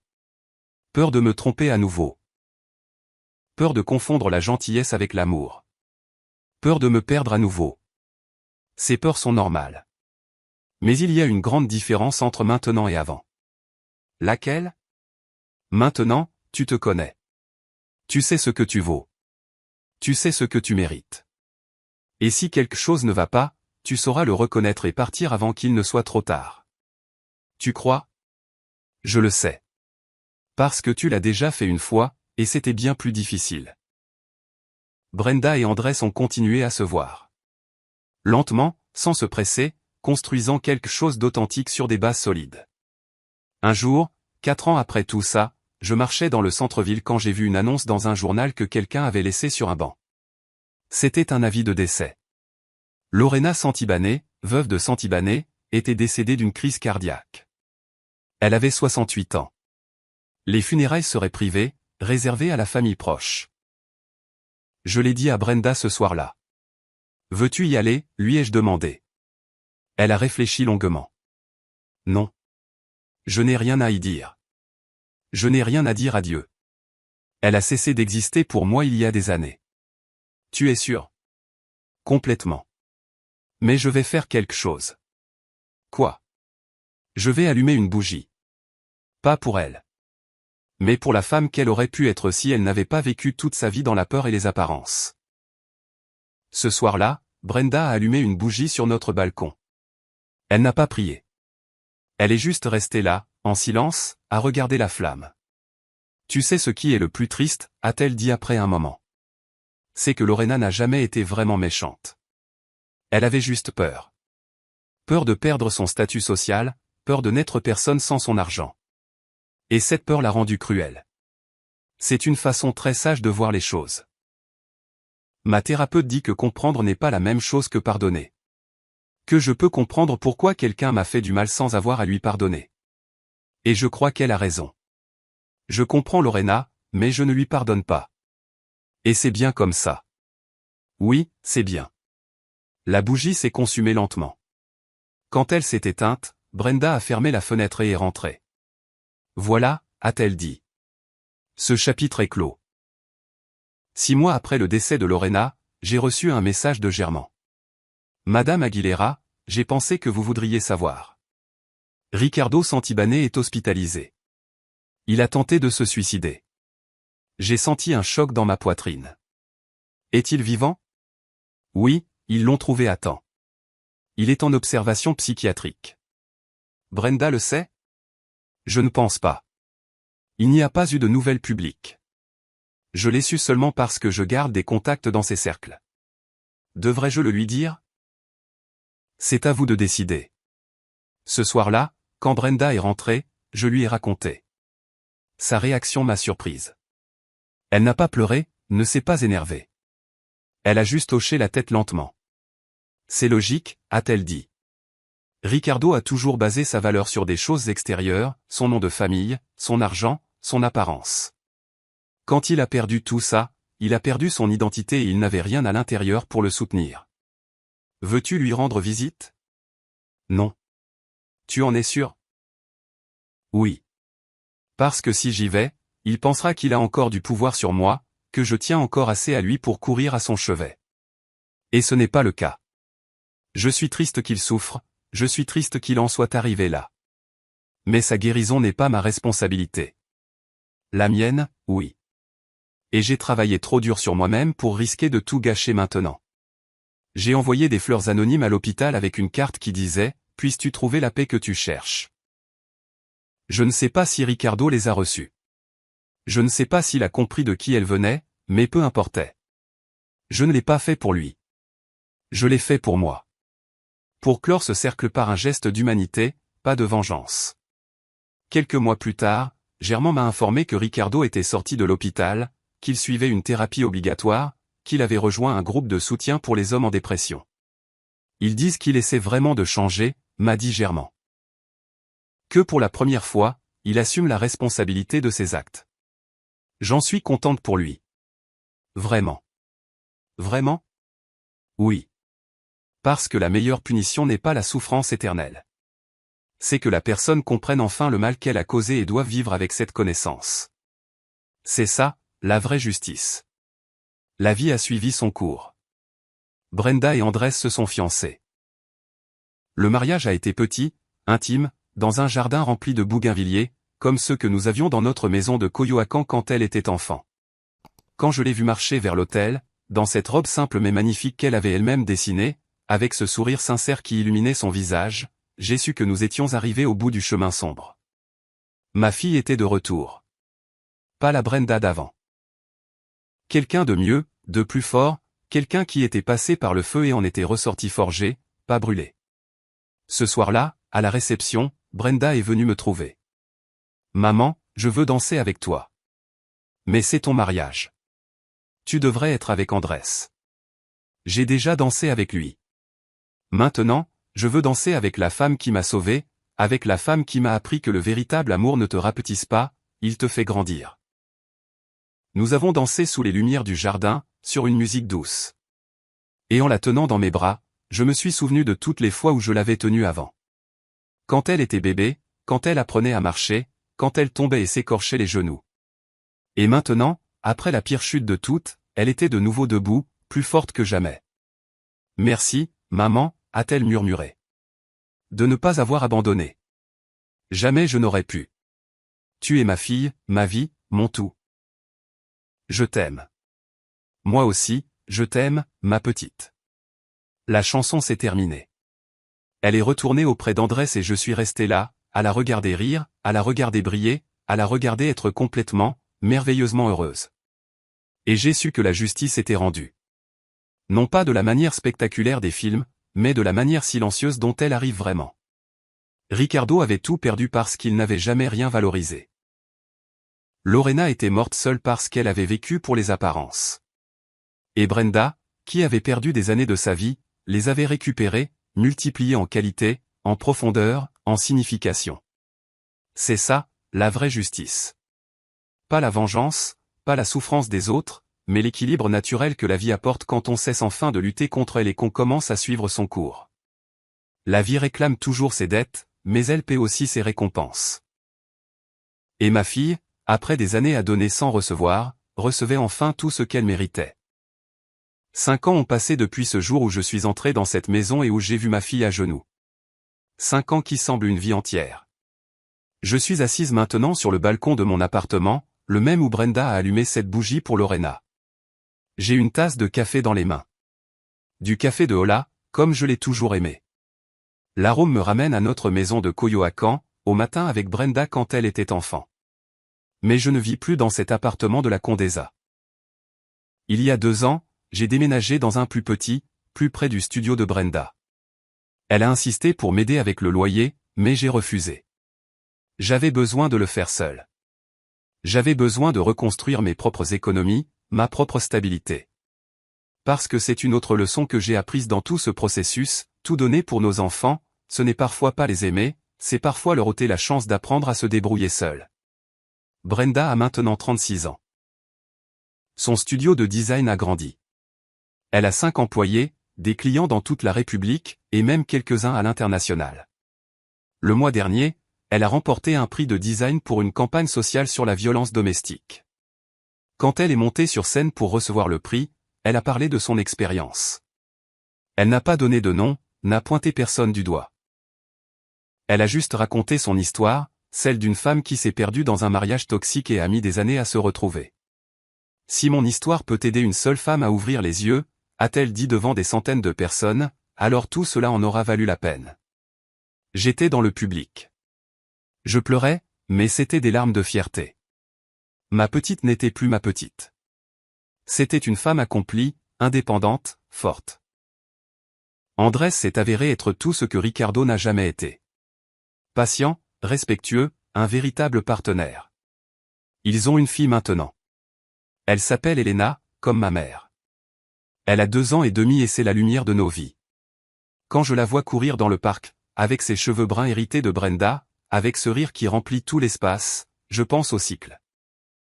À la façon dont les histoires se répètent, mais aussi à la façon dont nous pouvons briser ces cycles si nous sommes prêts à faire le travail. Brenda élève Elena d'une manière complètement différente de la façon dont elle a été élevée chez les Santibanais. Elle lui apprend que sa valeur ne vient pas de son apparence ou de sa capacité à plaire aux autres. Elle lui apprend que sa voix compte, qu'elle peut dire non, qu'elle peut prendre de la place sans s'excuser. Parfois, je me demande ce qui se serait passé si je n'étais pas revenu de Madrid ce jour-là. Si je n'étais pas entré sans prévenir dans cette maison. Si je n'avais pas vu Brenda à genoux. Combien de temps cette situation aurait-elle encore duré? Brenda aurait-elle survécu? Physiquement, peut-être, mais émotionnellement? Serait-il resté quelque chose d'elle à sauver? Je ne sais pas, et cela me terrifie d'y penser. Mais je sais aussi que je ne peux pas vivre dans les « et si ». Je ne peux vivre que dans ce qui est. Et ce qui est magnifique. J'ai tant appris au cours de ces années. Des leçons que j'aurais aimé connaître plus jeune, quand j'élevais Brenda seule, quand je travaillais double pour lui donner ce que je n'ai jamais eu. J'ai appris que l'amour n'est pas le sacrifice. L'amour, c'est l'équilibre. C'est donner sans se vider. C'est soutenir sans disparaître. J'ai appris que l'argent ne définit pas les gens, mais la façon dont ils l'utilisent révèle qui ils sont. Ricardo et Lorena avaient de l'argent et l'ont utilisé pour construire des murs, pour paraître, pour cacher leur vide intérieur. Quand ils ont perdu l'argent, il ne restait plus rien, parce qu'il n'y avait jamais rien eu de réel en dessous. J'ai appris que la justice n'arrive pas toujours immédiatement. Ce n'est pas comme dans les films où le méchant reçoit sa punition dans le 3e acte. Parfois, la justice prend des années, parfois elle est silencieuse. Parfois, c'est simplement de voir comment les conséquences naturelles des actions de quelqu'un le rattrapent enfin. J'ai appris que le pardon n'est pas obligatoire. Qu'il est acceptable de ne pas pardonner à ceux qui nous ont fait du mal. Que nous pouvons guérir sans pardonner, que nous pouvons aller de l'avant sans offrir ce cadeau à ceux qui ne le méritent pas. Brenda n'a jamais pardonné à Ricardo ni à Lorena. Et c'est bien ainsi. Elle a trouvé la paix d'une autre manière. Elle a trouvé la paix en se reconstruisant, en se choisissant, en créant une vie si belle que le passé n'a plus de pouvoir sur elle. C'est ça, je crois, la meilleure vengeance. Pas la souffrance de l'autre, mais son propre bonheur, si complet, si réel, qu'il fait de tout ce qui s'est passé un simple mauvais rêve dont on se réveille enfin. L'autre jour, Brenda et moi prenions un café chez elle. Elena jouait dans le jardin avec Andrés. Le soleil entrait par la fenêtre. Il y avait la paix. Ce genre de paix que l'on n'apprécie que lorsqu'on a connu le chaos. « Maman, est-ce que tu regrettes parfois » m'a-t-elle demandé soudainement. De quoi? D'avoir dépensé toutes tes économies, d'avoir tout risqué pour moi. Je l'ai regardé dans les yeux. Ses yeux qui brillaient maintenant d'une lumière qui semblait impossible des années auparavant. Jamais. Pas un seul jour. Pas une seule seconde. Mais tu as tant perdu. J'ai gagné plus. Je t'ai récupéré.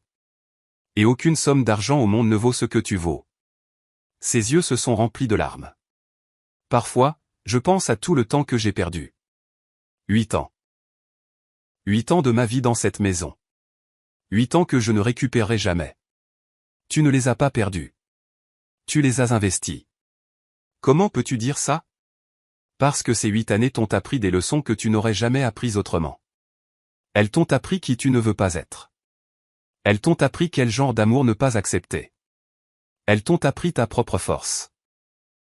Et maintenant, avec Andrés, avec Elena, tu vis une vie complètement différente parce que tu sais exactement ce que tu ne veux pas répéter. Tu crois que tout arrive pour une raison? Je ne sais pas si tout arrive pour une raison. Mais je crois qu'on peut trouver une raison à tout ce qui arrive. On peut choisir quoi faire de la douleur. Si on la laisse nous détruire ou si on l'utilise pour construire quelque chose de mieux. J'ai choisi de construire. Je le sais. Et je suis si fier de toi. Nous sommes restés en silence un moment, à regarder Elena jouer. Cette petite fille qui existe parce que Brenda a eu le courage de partir, qui existe parce que j'ai eu le courage de revenir. Parfois, je pense à toutes les femmes qui sont en ce moment même dans la situation où Brenda se trouvait. Piégées dans des mariages qui les détruisent, convaincues que c'est de l'amour, convaincues qu'elles ne méritent pas mieux. Et j'aimerais pouvoir atteindre chacune d'elles et leur dire ce que j'ai dit à Brenda. Qu'elle mérite d'être aimée, pas tolérée. Que le véritable amour ne fait pas mal, n'humilie pas, ne rapetisse pas. Qu'il n'est jamais trop tard pour partir. Jamais trop tard pour se choisir. Que les années qu'elles ont l'impression d'avoir perdues ne sont pas vraiment perdues. Ce sont des leçons. Des cicatrices qui prouvent qu'elles ont survécu. Et que de l'autre côté de cette douleur, il y a la vie, il y a la lumière, il y a la possibilité de s'épanouir à nouveau. Il y a quelques mois, j'ai reçu un appel inattendu. C'était Ricardo. Après 5 ans sans contact, il m'a appelé.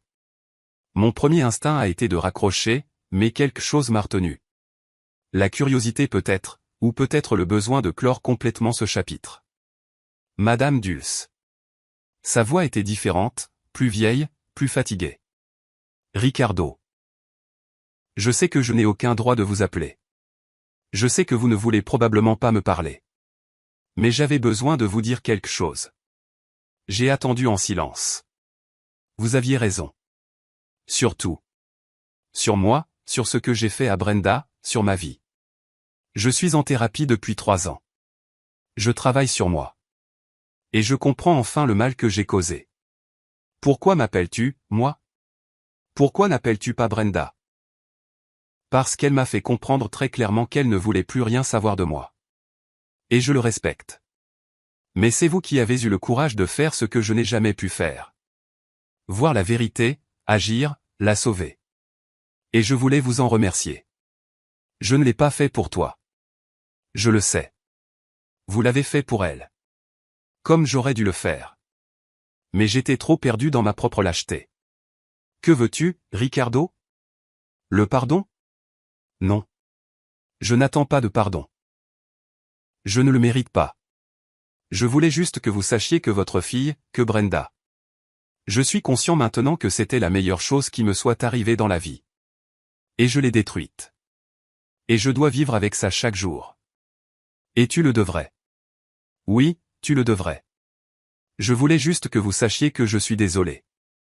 Vraiment. Je n'attends pas que ça change quoi que ce soit. J'avais juste besoin de le dire. D'accord. Je l'ai entendu. Elle va bien? Brenda va plus que bien. Elle est heureuse.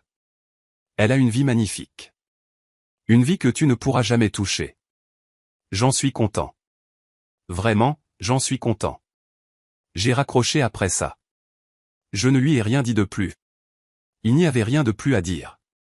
J'ai parlé de l'appel à Brenda. Et comment t'es-tu senti en l'entendant, a-t-elle demandé. Je crois qu'il a vraiment changé. Ou du moins, il essaie. Mais ça ne nous concerne plus, n'est-ce pas? Non, plus maintenant. Je suis contente pour lui. Vraiment. J'espère qu'il trouvera la paix. Mais cette paix n'a rien à voir avec moi. Exactement.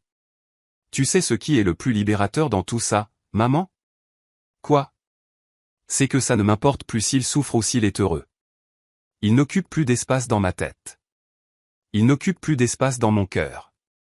C'est juste quelqu'un que j'ai connu il y a longtemps. Rien de plus. C'est ça, la vraie guérison. Quand quelqu'un qui a un jour été ton monde entier devient un étranger. Pas avec haine, pas avec ressentiment. simplement avec indifférence. Hier, c'était l'anniversaire d'Elena. Nous avons fait une fête dans le jardin de la maison de Brenda et Andrés. Il y avait des ballons de couleur, un gâteau au chocolat, des enfants qui couraient partout. Elena a ouvert ses cadeaux avec cette émotion pure que seuls les enfants ont. Et quand elle a eu fini, elle a couru vers moi. « Mamie, tu me racontes une histoire ? Quel genre d'histoire veux-tu ? » Une histoire de princesse. Je l'ai assise sur mes genoux. Et si je te racontais une histoire différente ? Une histoire sur une princesse qui n'a pas eu besoin qu'un prince la sauve. Une princesse qui s'est sauvée elle-même. Ses yeux ont brillé. Oui, celle-là.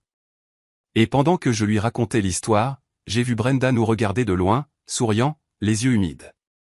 Parce qu'elle savait. Elle savait que l'histoire que je racontais à Elena n'était pas juste un conte. C'était notre histoire. L'histoire d'une femme qui s'est perdue puis s'est retrouvée. L'histoire de comment le véritable amour, celui d'une mère, peut déplacer des montagnes. L'histoire de comment la justice, la vraie justice, ne consiste pas à détruire les autres. Elle consiste à se construire soi-même. Ce matin, avant de m'asseoir sur ce balcon avec mon café, Brenda m'a envoyé un message. Merci, maman. Pour tout. Pour ne pas avoir abandonné. Pour m'avoir appris que je mérite mieux. Pour m'avoir montré que le véritable amour ne fait pas mal. Je t'aime à l'infini. J'ai pleuré en le lisant. De bonnes larmes. Des larmes de gratitude. Parce que j'ai passé 8 ans à Madrid loin de ma fille, croyant que je faisais ce qu'il y avait de mieux pour elle. Et puis j'ai passé des années de plus à réparer les dégâts que cette distance a causés. Mais à la fin, j'ai récupéré non seulement ma fille, mais une meilleure version d'elle, et de moi. J'ai appris qu'il n'est jamais trop tard pour agir. Qu'il n'est jamais trop tard pour sauver ceux qu'on aime. Qu'il n'est jamais trop tard pour dire « ça suffit ». J'ai appris que la vraie richesse ne se trouve pas dans les grandes maisons ni dans les entreprises prospères. Elle se trouve dans les matins tranquilles avec un café, dans les rires des petits-enfants, dans le fait de pouvoir regarder sa fille dans les yeux et de voir qu'elle est vraiment, sincèrement heureuse. S'il y a une chose que j'aimerais que cette histoire enseigne à quelqu'un, c'est ceci, si vous êtes dans une situation qui vous détruit, vous pouvez en sortir. Cela peut sembler impossible. Il peut sembler que vous n'avez ni les ressources, ni le soutien, ni la force. Mais vous l'avez. Elle est là, enfouie sous des années de doutes et de peurs, mais elle est là. Et si vous connaissez quelqu'un qui souffre, ne détournez pas le regard. Ne pensez pas que ce n'est pas votre problème. Parfois, tout ce dont quelqu'un a besoin, c'est qu'une personne voie, qu'une personne agisse.